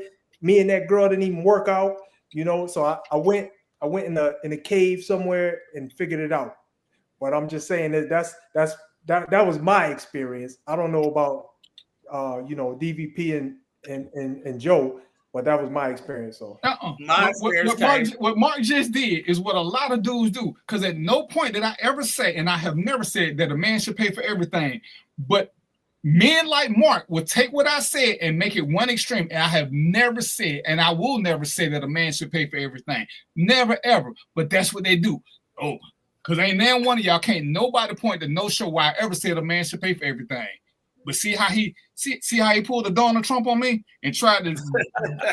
I said the man got to do a better job of vetting, and then go from there. Because I'm not opposed to. There was even a time when cash was king, where I would take you out on a date, and the women would tip. Because as you did say, and I preach this. See. We can all sit here and let's just say if we agree that a man should pay 100%. Us being humans, the reason why that is the worst example, because we're all going to have an argument. And ladies can't deny this. If we pay for everything, the first time we have a real argument, it's going to come up. I'm the only one spending money. So there should always be some kind of financial contribution, be it her paying the trash bill or some small bill, so that you two are building together. Because if you let one person control all the finances, that means they're doing it solo. If they can do it solo, that means they don't need you. Then you become dependent. We don't want to create dependency. I'm sure, and I'm letting the guys speak for themselves. We love our mates. And when you get to a point in my world, there's a symbiotic thing where we need our partner. And I think we like that part. But we wanted them first. Now we need them because they help make our life a whole lot better. But if we're doing everything and they just hanging on, that's why we like being empty nesters. We do everything for our kids. We can't wait till they get their asses out because they're not contributing to our well-being. They make us happy because they're kids and we say all the good shit we're supposed to say. But what are they contributing to the household?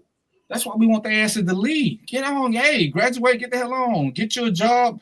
I don't know, get married, join the military. I don't give a shit what you do, but leave the house. I need my freedom back because you ain't contributing to nothing. But when it comes to the woman, she ain't got to match us 50-50 in finances. We want to be matched somewhere along the way in effort. So if we're doing this, she should be strong in another area. As me and Mo, we always joke about, my first wife was a hell of a shooter. Somebody breaking in the house, she taking the shot. My ego ain't that big. She taking the shot. Let her shoot. Shit, my baby, get him. There's one over there. I'm gonna be a fucking Irish setter and point where all the burglars at. And if they get past her, I'm the better fighter. Then let me get into that. And why do these kids these days not want to get their driver's license? That's a good one, man. I don't know. Shit, everybody want to drive that. Oh, you know why they want to get a license? Because soon they get a license, they're gonna keep bringing your car back on empty because they do not like putting gas in the car. No, they do not like putting gas in the car. They don't want to get a license because they used to their parents being Uber drivers. Parents stop what they doing and run them around. So why we do want they them to have a a better life than we had, so we end up babying them. But hold on, see y'all ain't finna get me in trouble, man. Where you watch from anyway? Because this is what we supposed to talk. We supposed to talk about because everybody's married, right? Mark, you married yet? Didn't you just get married? See, there you go.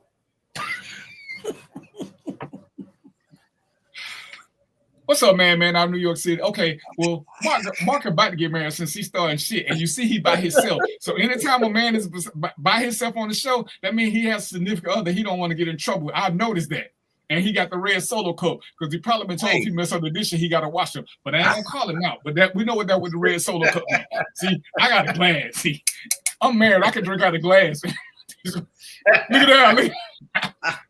See, I ain't gonna say nothing, but hey, I don't do dishes. Okay, right. That's why you're in the Solo cup. So you just proved that point. And I'm a quick question about story about these kids not getting driver license. My daughter, I had custody of her, and she lived with me. And I'm running around, driving 30 minutes out the way, taking her to school, 30 minutes pick up, and all that. 15. Let's go get your driver. Let's go get your learner's permit. When you turn 16, get your license, you'll be good. She went and got a learner's. Boom. I don't want to drive. Okay. Got a little older. I told her, all right, now, you go get your license. I'll buy you a car. Okay. I don't want to drive. She called me on a Saturday night. Daddy, can you take me to a party? I don't want to drive. Well, I drive. Well, how am I going to get back home? You going to drive. Well, how you going to get back to the house? You going to pick me up? I don't feel like going. You can't go to this party. Monday morning, she was driving that car trying to get get a driving license. When I let her know, that's funny because I couldn't wait to drive. I couldn't wait to drive, but she was so accustomed. She was so used to being so around that she didn't want to drive. Did we have jobs when we started driving? Yeah, I started driving at 15, 16, got my license, and you had a job. You could buy gas. See, different generation. Mm-hmm. See, they'll get a license, but they ain't getting no job because they can't put gas in the car. Anyway, we're gonna end on a good note. Joe, you've been married since 3rd grade, right?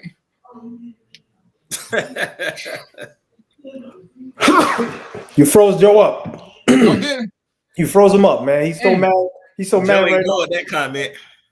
So Mark ain't there yet, but he getting there because he got the Solo cup and he ain't washing dishes because he know if he mess up with this, what's gonna happen. Mo, how long you been married?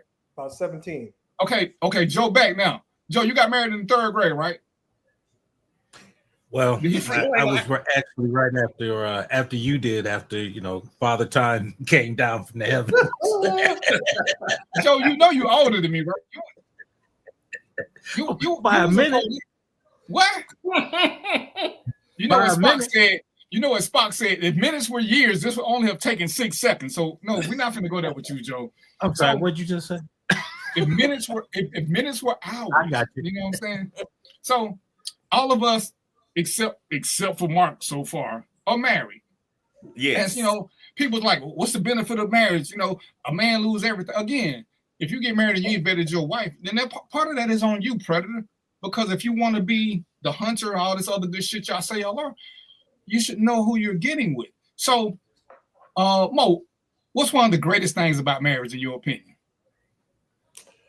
So there's a lot. So I'm just gonna say one. So yeah, well, give me 2. Give you 2, okay. One, being married is a protective hedge. If you're true to your vows, you won't get out here and wild out and do all kind of crazy shit, risk your life doing stupid things because you know you got somebody who you're dedicated to and who you have to take care of and somebody that's dependent on you. So it's a protective hedge. That's number one. Number two is my wife. I can't tell you how many times my wife has she's been a really good sounding board. I thought about doing something and I had it fixed in my mind. It's the right thing to do. I noticed the right thing to do. I thought this out. I dreamt it. It's the right thing to do, damn it. Go to talk to her. She got a whole different viewpoint, something that makes sense. I thought about it and I'm like, yeah, I probably should do that one. It's much better. So you get a second opinion from a valued resource. So those are my two, man. Joe, what you got for me? Can I just say I agree with what he just said? Yes, you can. They've been copyrighted now. You got to come up with your own too. The fact of the matter is that. Come on, Obi-Wan. Well, I tell you, for me, it is a calming resource and a balancing act because, and you may not believe this, but I was a little wild when I was younger. I was a hothead and I was prone to fly off the handle.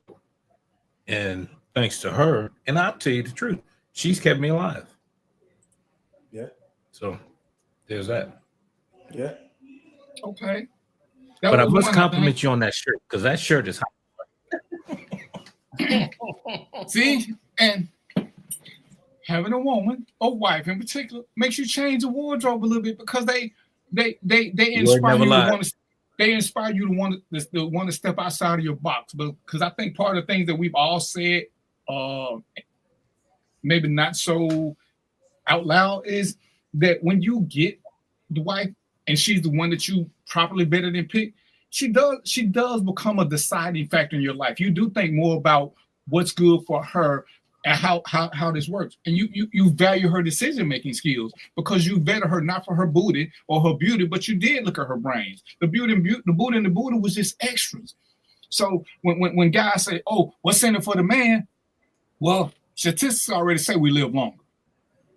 And if most of us are honest, we know that when we get sick, we ain't shit. We need somebody to take care of us when we get sick. You know, we'll fight through shit and do all this other stuff. But sometimes, as Mo was saying, even Joe, sometimes we need somebody to tell us that, hey, your ass not going to work today. Lay back down, put these covers up you, and I'm going to make you some tea or some whatever it is. Because we're not the best at taking care of ourselves. The statistics show that. We'll put mental health on the back burner. We'll put our physical health on the back burner. We'll do a lot of things. I know of lots of men who are married who get physicals now because their wife keep nagging the shit out of them about it. And statistics say the sooner we get checked for colon cancer, the more survivable it is. So a lot of these men are surviving now because their wives are making them go get physicals. Girlfriends don't have that same power. Sometimes your mama ain't got that same power. But somebody who lives and sleep with you and nag the shit out of you every day, this is a good thing, ladies, so don't take it personal. But I would bet $100 that Mo, Joe, we've all been nagged to fucking wits end to do something that we didn't want to do that was good for us. But they kept nagging at us. And we wish they would go away, but we were glad they kept nagging at us and didn't let us get off and take the easy route of doing what we wanted to do. Because we're still men and we're still hard-headed in a sense. Go ahead.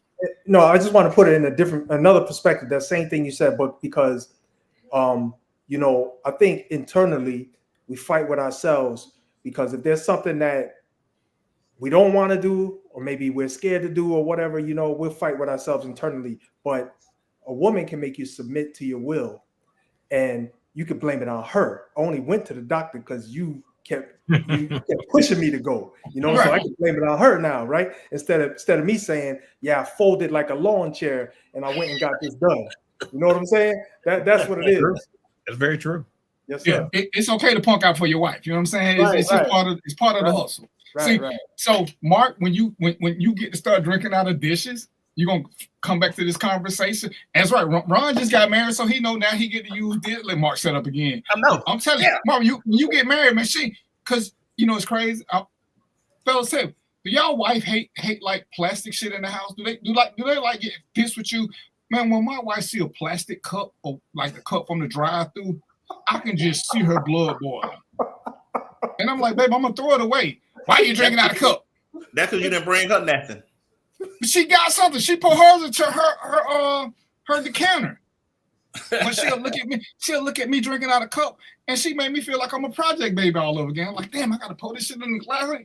I'm like, I don't want to wash dishes. She said, we got a dishwasher. That ain't the point. I bought the dishwasher. I know we got a dishwasher. But it's so easy to me to throw this away than to put this in the dishwasher. Well, that was my bachelor logic. I'm a firm believer. Use dishes. I'm a firm believer that when a woman find a husband, she found a good thing. What she finds you? When she found a husband, she found a good thing. Hey, listen, I don't. So look, at the generations might be different, but I don't know if women be out here looking for husbands. I don't know about that. I know I had to seek out my woman. See, you're in a different generation. That's what I'm saying. I don't know about how it's working. Yeah, you're in a different generation. Come down after me. Yeah, they seeking a good thing. Oh, okay. All right. Got you. Things change. Because I know DVP and Joe had to go get theirs. Like I had to go get mine. Man, I had a club in my hand. That's before Trina and Lil' Kim days, man. That's old school. But you know, and we laugh about changed the game. But it's one of the things where people. I hate to post with people, a man know in 6 months whether he want to marry you or not. And then I tell you, everybody got on different talent. I don't know in 6 months. I know in 6 months if I think I can see a future with you. But it's going to take a little bit more than that for me. You know, everybody keeps saying these things. I'm like, what are you basing this on? Yeah, I know people who done got married on the first date who got married in 1 week. Is that the norm? Most people require a little something because we're all different. But don't sit back and say what everybody does. You know, I was arguing with a guy who talking about every man love this. I said, every man love a woman with a big booty. I said, dude, where you at? He like, I'm in California. I said, so in California, you should know that every man don't even love women. So how are you gonna say what every man love? Shit, you can't make that statements like that. You can say you like big booty, but you can't say that shit because we all like something different. And when we're looking at, I'm gonna ask Mo and Joe the same question. When I met Trina, I was not looking to be married. It never crossed my mind. I wasn't like Roy. I didn't date with a purpose. I'm sorry, I did. My purpose of dating was to have fun. And I believe in the school system. The more fun we have, you can graduate to different levels until I know. Because some girls were just fun to date. Then some, I start seeing brains. I start seeing potential. I start seeing things that I thought were great. And it's like, damn, you know, this woman makes me want to change who I am. And I started giving them more attention. That's true. That was for me. But you know, that was my thing because I dated some women that I could see myself with for 32 more days or 90. Hence the layaway woman. But as I got to know different women and different things, I said, you know what? This right here, I could But that was me. But I ain't met now woman. In 6 months, knew whether or not I wanted to marry her. Not a one. But we're all different. And ladies, when you're looking for this, y'all gotta know what the woman wants out of life. All women don't want to be married. I know a lot of guys who didn't want to be married until they met her. Her changed their philosophy about it. Because I'm sure we've dated some women who weren't all great, but for where we were in life, they were great for us. They were miss right now. So it's what possesses us. Ron just got married. Here, Ron and Dirt on the first, R&D. You know, they call each other by first initials. What drives us to want to be that? You know, what makes a man want to get married when he's in his 50s and 60s? What makes a woman want to get married? It's all about a mood and the vetting process. You know, oh, I've been with this guy 10 years. I don't know why we're not married. Well, yeah, you do. Yeah, you do. Maybe y'all just good roommates. And sometimes you got to accept that everybody that we with, and I tell people this all the time, just because you're with somebody for a long time, don't mean that you're forever. It just mean both of y'all just settled And at some point, we all settle when you get married, but you need to make sure that you're settling for the right reason, because I believe everybody who gets married settles. But, Joe, how did you know when you were ready to marry her, other than you hit her with that club and she didn't realize what was going on? You did the ventriloquist act. You said, I do. I think it was the shotgun in the back. The shotgun in my back helped, kind of. You had a club, she had a shotgun. No, her parents had a shotgun. To tell you the truth, it was a combination of factors. For me, it was someone who had the ability to hold a conversation and say more than and duh. It was someone that could, the old saying about walk with kings and commoners too. So that's what worked for me. I mean, I'm glad she's not listening unless she's up here snooping, but because I can't give her too many flowers. But but the fact is that she's more intelligent than me. So for me, it was, can I find somebody that's smarter than me? Well, in this case, yes. I mean, flowers are smarter than me at this point, but that's what happened. Mo? Yeah, so my story, man, I peaked kind of late. I didn't meet the woman that I was going to marry till I was around 29. So I peaked kind of late. And the thing was, I knew she was the right one because, first of all, I peaked late. I was around 29 and I had lots of dating experience. So I already knew the red flags, the light pink flags, the magenta flags, all the flags, any color light red you can name. I knew all the flags, man. And I didn't get none of those. I didn't get none of those issues, none of those feelings on our first conversation. And usually I could tell on the first conversation because I was, like I said, I peaked late. So I had already had the awareness of what to look for. I ain't get none of that. So, from that point, I determined she had really good sensibilities. We had a lot in common. And, I'll say this just because I don't know what other people are looking for, but also she was dressed conservative, but still looked good.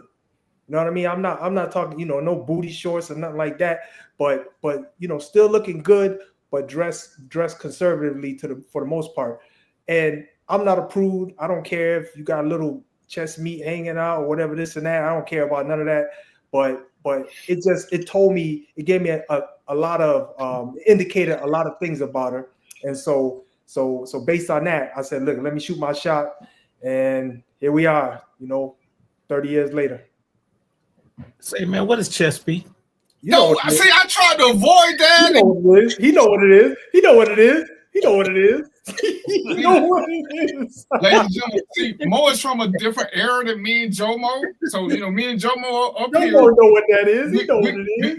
Me and Joe from the 60s. Mo is from the 70s. Marcus from the 2000s. I'm afraid to ask Mark anything, man. So go ahead. I got to hear this guy. I got to hear this guy.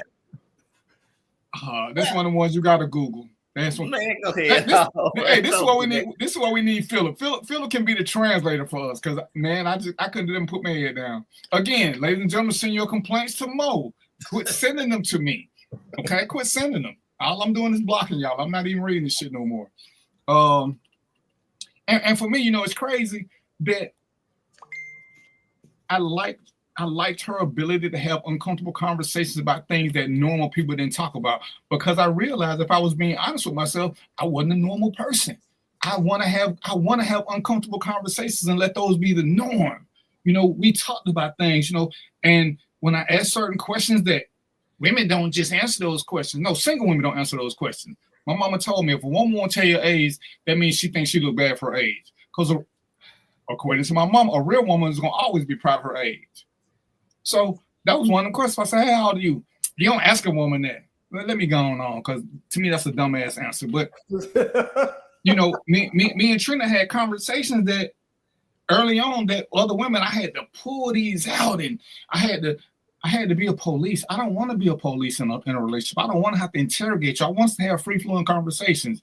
If I ask a question, I want to know the answer. I do, because I want to see if as we tell that lie, oh, my spouse is my best friend. And I won't want to say that because to me, that's disrespectful to my best friends who I've been knowing for 15, 20, 30 years. I only been knowing her for 6, 7 months. At this point, I've been knowing her, 8 years. So how can at the 2-year mark, she have as much juice as somebody who's been knowing me for 30 years? But I do think we should be friends. And if we're being honest, when you have friends, what conversations are off limits? So I'm looking at all these people who swear they married their best friend, but then you can't say shit to them. Which one of y'all got a best friend you got to watch what you say to? Which one of y'all got a best friend that if you had a booger hanging out your nose, they'd be like, yo, you need to get that look. That's what best friends do, and they don't think twice about it. So if you got somebody that's your best friend, but you got to guard your conversation, then you already lied to yourself. So what else did you miss trying to fulfill an unrealistic fantasy? So the fact that we could have those conversations and she didn't blink, she would just say shit. I was like, that is so fucking cool. And that was my indicator. She just never hesitated. She told me something when we got serious. She said, well, I just need to let you know this because you might change your mind about me. And, it was funny. I called her for like a month after that. And I was like, I still ain't changed my mind. I thought you was going to tell me, you was like, I thought you was going to say some shit like you used to be a man. See, I would have changed my mind. I ain't that open-minded. I'm not, And, you changed your mind. Yeah. See, that's why on my list of preferences and priorities, under priorities, I need for them to have had a kid because in my generation, you couldn't adopt. So you either had kids naturally or not. So I need for you to have a kid, and I want to see your yearbook because I need to make sure that in your yearbook you were Katrina, not Kristen. You know what I'm saying? This little shit that I had because hey, we in Georgia. And Georgia was the second, Atlanta was second behind Frisco. So there's some things that I wanted to make sure of before I got deep into shit. So yeah, I like women with kids because I know that you're not. That's why, some of these young girls, they look cute. I'm scared of them. I don't know about y'all. I don't know. Let me get an older woman. There's a 90% chance that these old women ain't had no sex change. So, but for me, really that was what got it done. The way she answered questions that normal people, normal women especially, wouldn't answer. Hey man, ask Mark. I want to hear Mark. Oh, Mark ain't married yet. He's still drinking out solo cups. Nah. Mark lying, man. Mark's on that path to destruction. So no, come on. No, I'm on that path to destruction. But man, look, you got a little R. Kelly in you, man. Come on with it. Hey man, I don't see nothing wrong. You little bump and grind. And before I answer, I'm gonna tell you this: R. Kelly got an amazing gospel album. Y'all need to check it out. I listen to it damn near every Sunday. But nah, I ain't married. Not yet. Not yet. Yo, but I'm looking forward to it. I'm definitely looking forward to it. I think that in me finding my person, it is being able to have that person that, gonna go 50-50. All the rest of that stuff y'all talking, she gonna have to go 50-50. We in this together. But it's enhancing my happiness. I think a lot of people go into it looking for, oh, you make me happy. I make myself happy. What can you do to enhance my happiness? Because I'm already happy. So if you are able to enhance my happiness, and I may be good. Because right now I'm an empty nester. We got no kids. So all that other stuff that you do as in your 20s and raising a family and all that, I'm past that stage. I need my traveling partner for the rest of my life. So that's all I do now. I work a little bit. I travel the rest of my time. So I need my traveling partner, somebody that enhances my happiness. And that's it. I'm easy to please. And finding those things, it's simple. It's the easiest thing for me to enhance my happiness and enjoy traveling and bring 50-50 to the table. Because I'm going to ask you, that's going to be one of the third questions I ask. What do you bring to the table? So why did you invite her to the table without knowing what she brings? Because we're going to sit at the table and have a conversation. He's having a discussion. But let me ask you a question. Question, brother. So because I'm asking this because I went through this thought process and I think I figured out where I went wrong. So I want to just make sure you're not headed down the path I went down. But when you say 50-50, do you mean, for example, let's say you do the dishes half the time, she do the dishes half the time, or do you mean something else? Do you mean from an equity perspective? When I say 50-50, that's everything. It's not just the financial. It's the cooking, the cleaning. It's everything as a whole. Most time when you hear 50-50, people only think about the financial part of it. But no, I can wash dishes. Oh, I got dishwasher I ain't never used because I hand wash dishes. So 50-50 is everything. So let me say this. You know, what works for you, but for me that was a mistake, and I'll tell you why. It was a mistake because my wife ain't going to take the cars to get the oil change. My wife ain't going to outside to get on the roof and remove dead pigeons. My wife's not doing that. So I ain't looking for her to do dead pigeons, whatever it is. You know, I'm not looking for 50-50 from that perspective. But however, if we're just talking about equity, you know, does she cook, you know, some of the time? Do I take out the trash some of the time, most of the time, or whatever? Yes, from equity perspective, but not on a 1-to-1 50% basis. See, 50-50 is yes, more the financial, everything around the house. Now, when they get to certain things, then you have to break it down to what you're good at around the house. If I go get the dead pigeons off the roof, you vacuum. Right. We're still working out 50-50. We still working this same 50-50. So that's equity. That's what I mean by equity. But at the same time, financially, I'm not sure that this just for me. I didn't do 50-50 financially either, because who got to have the baby? You still going to work. See, that's when you were younger. Yeah, no, I know, but I'm saying somebody, if you look at it from an equity perspective, somebody got to have the baby, somebody got to be out of work. All right. So are you looking to flip that in reverse and say, okay, now you done had the kid, I'm gonna be out of work? You know, so all I'm saying is people just got to be careful when they say 50-50 and look at it from an equity perspective. That's all. But I understand what you're saying, but at 46, ain't no more babies. Yeah, okay. All right. So that's not in your right. That's behind us. The kids behind us. It's just me and you. Got you, it's bro. Me and you, the house and going on. And I'm gonna tell you one thing I say. I look at it this way. With the rent and mortgage in Atlanta right now, you can tell anybody, if you go 50-50 on your rent or mortgage in this day and time, you gonna save. Yeah. If you saving, I'm saving, we both growing. What's the problem? Yeah. It's nowhere around it. So like I say, that back in the day, one person paying all the mortgage and all the bills, that was cool. But this day and age, you're gonna save.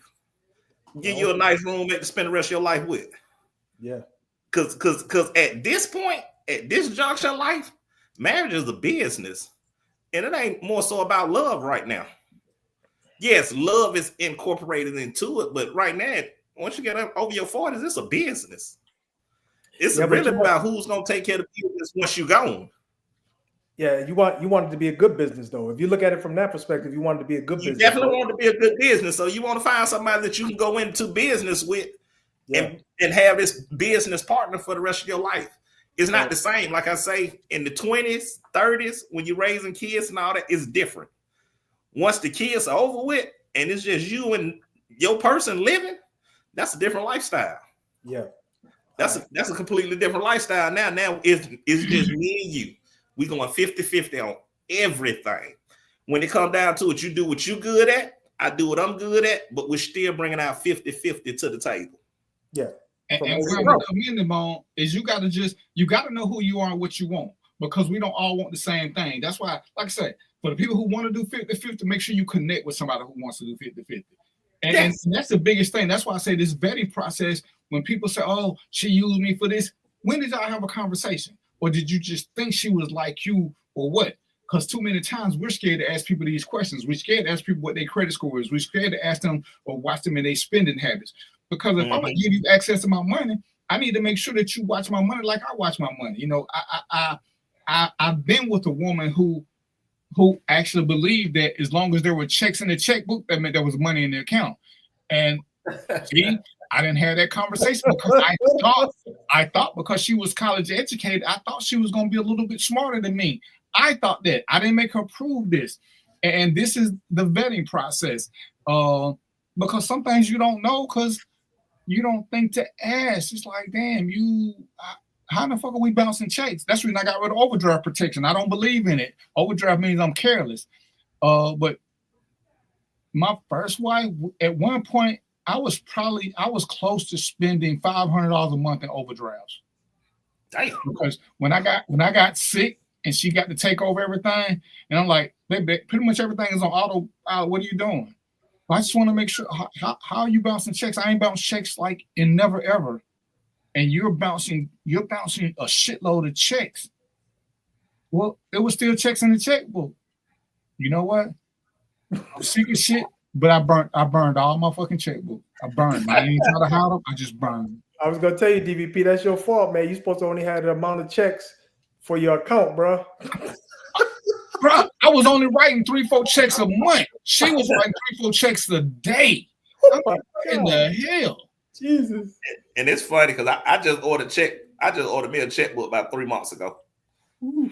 So it's $7.59. So I appreciate y'all, gentlemen. We're gonna give some quick shout outs and some parting words. So Mark, you're the newest person, so we're gonna let the newest and the youngest go first. We're gonna hear what the next generation got to say, so the old people can they can disavow after he get through. Hey, just tell the old generation, the new generation, we got this. If y'all think y'all did a well enough job and instilling into the next generation what y'all want to be passed down, then accept that my generation passed it down to the next generation. Now, that generation after my kids, they fucked.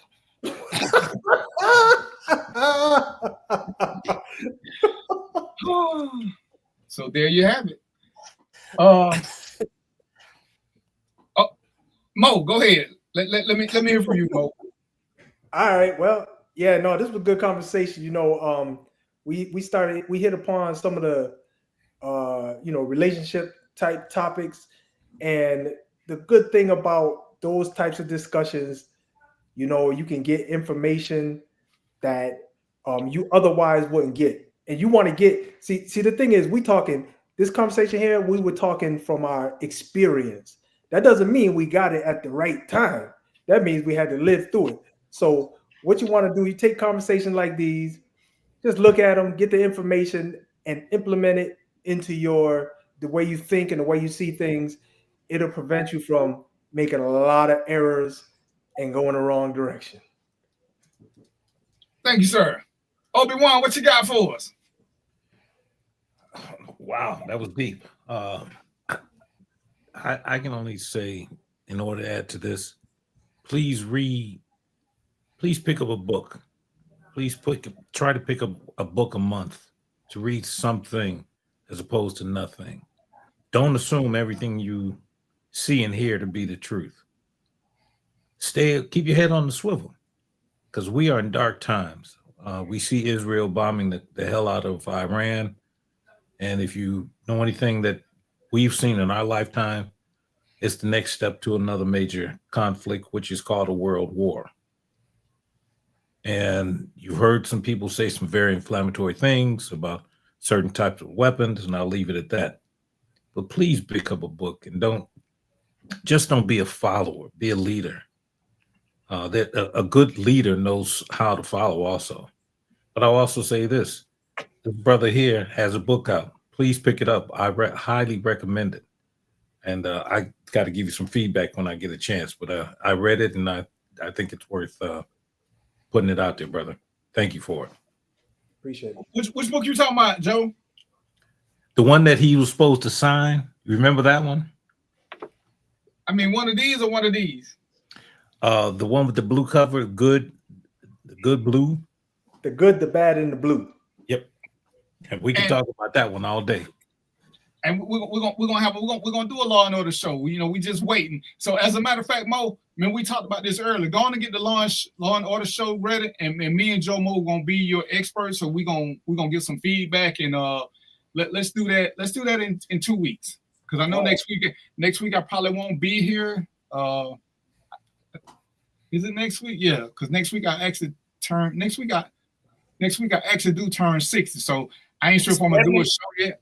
What? Happy 70th.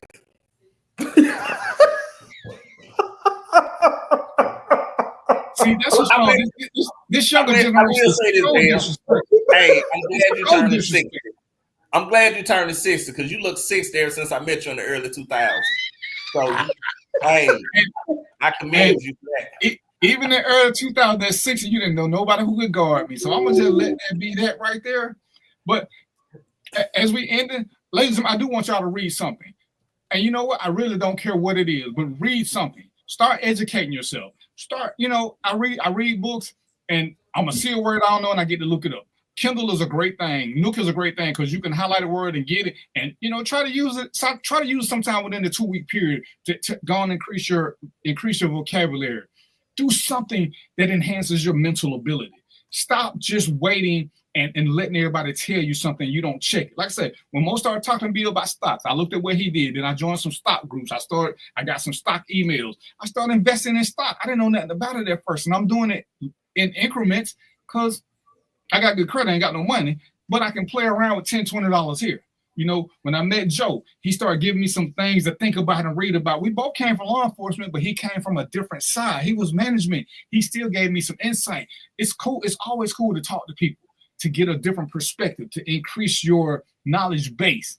But when they tell you something, anybody who gives you factual data ain't gonna ever be scared to share where they got it from. They ain't gonna ever be scared to be fact checked, ever.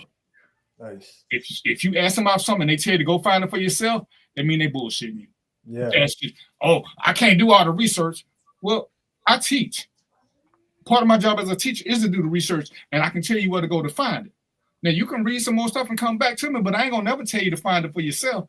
Only time I do that is when they start, and Joe can appreciate this, when officers try to tell me a charge they're going to put on somebody, and I ask them, what are the conditions for that charge? Now you got to do your research. Don't just tell me what you heard. Look it up and articulate to me why you want to charge somebody with this. I want to make sure you understand. Well, is that right or wrong? I don't know. What does your report say? If you can make your report match the charge, then you're right. If you can't, then you're wrong. I can't do that for you. You got to explain that to me. So when you're trying to talk to people and be educated, if they scared to tell you how to get the stuff or how they got there, then just start dismissing them. But everybody has a truth. Their truth. So it don't mean that they're wrong.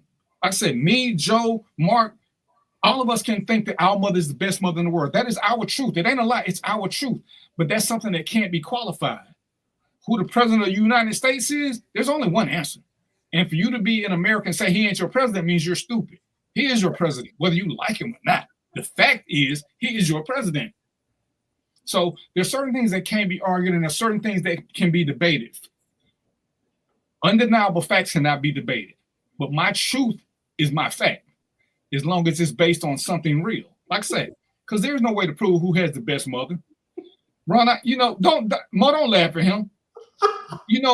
Anytime you're dealing with this short guy gang, which is what Ron and Mark belong to, people under 5 feet tall, they always got some shit to say.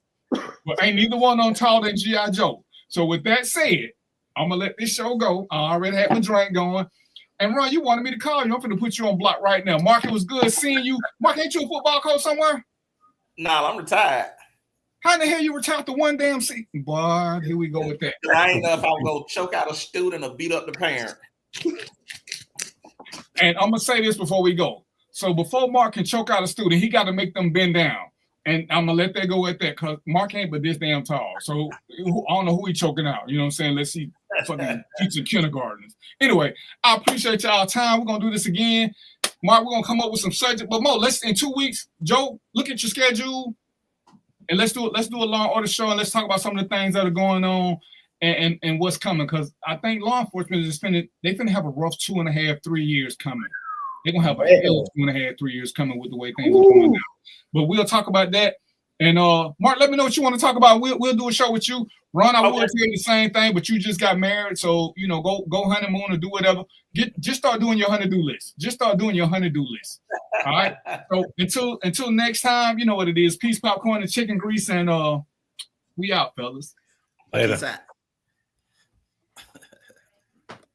Man, if I could just figure out how to cut this damn thing. Hey man, just tell me we get that shirt at, because that might need to go to jail. Listen, player, when I go to Miami, this is going to be the shirt I'm wearing. My computer done froze up. I can't close out nothing. Let me see if I can make this work.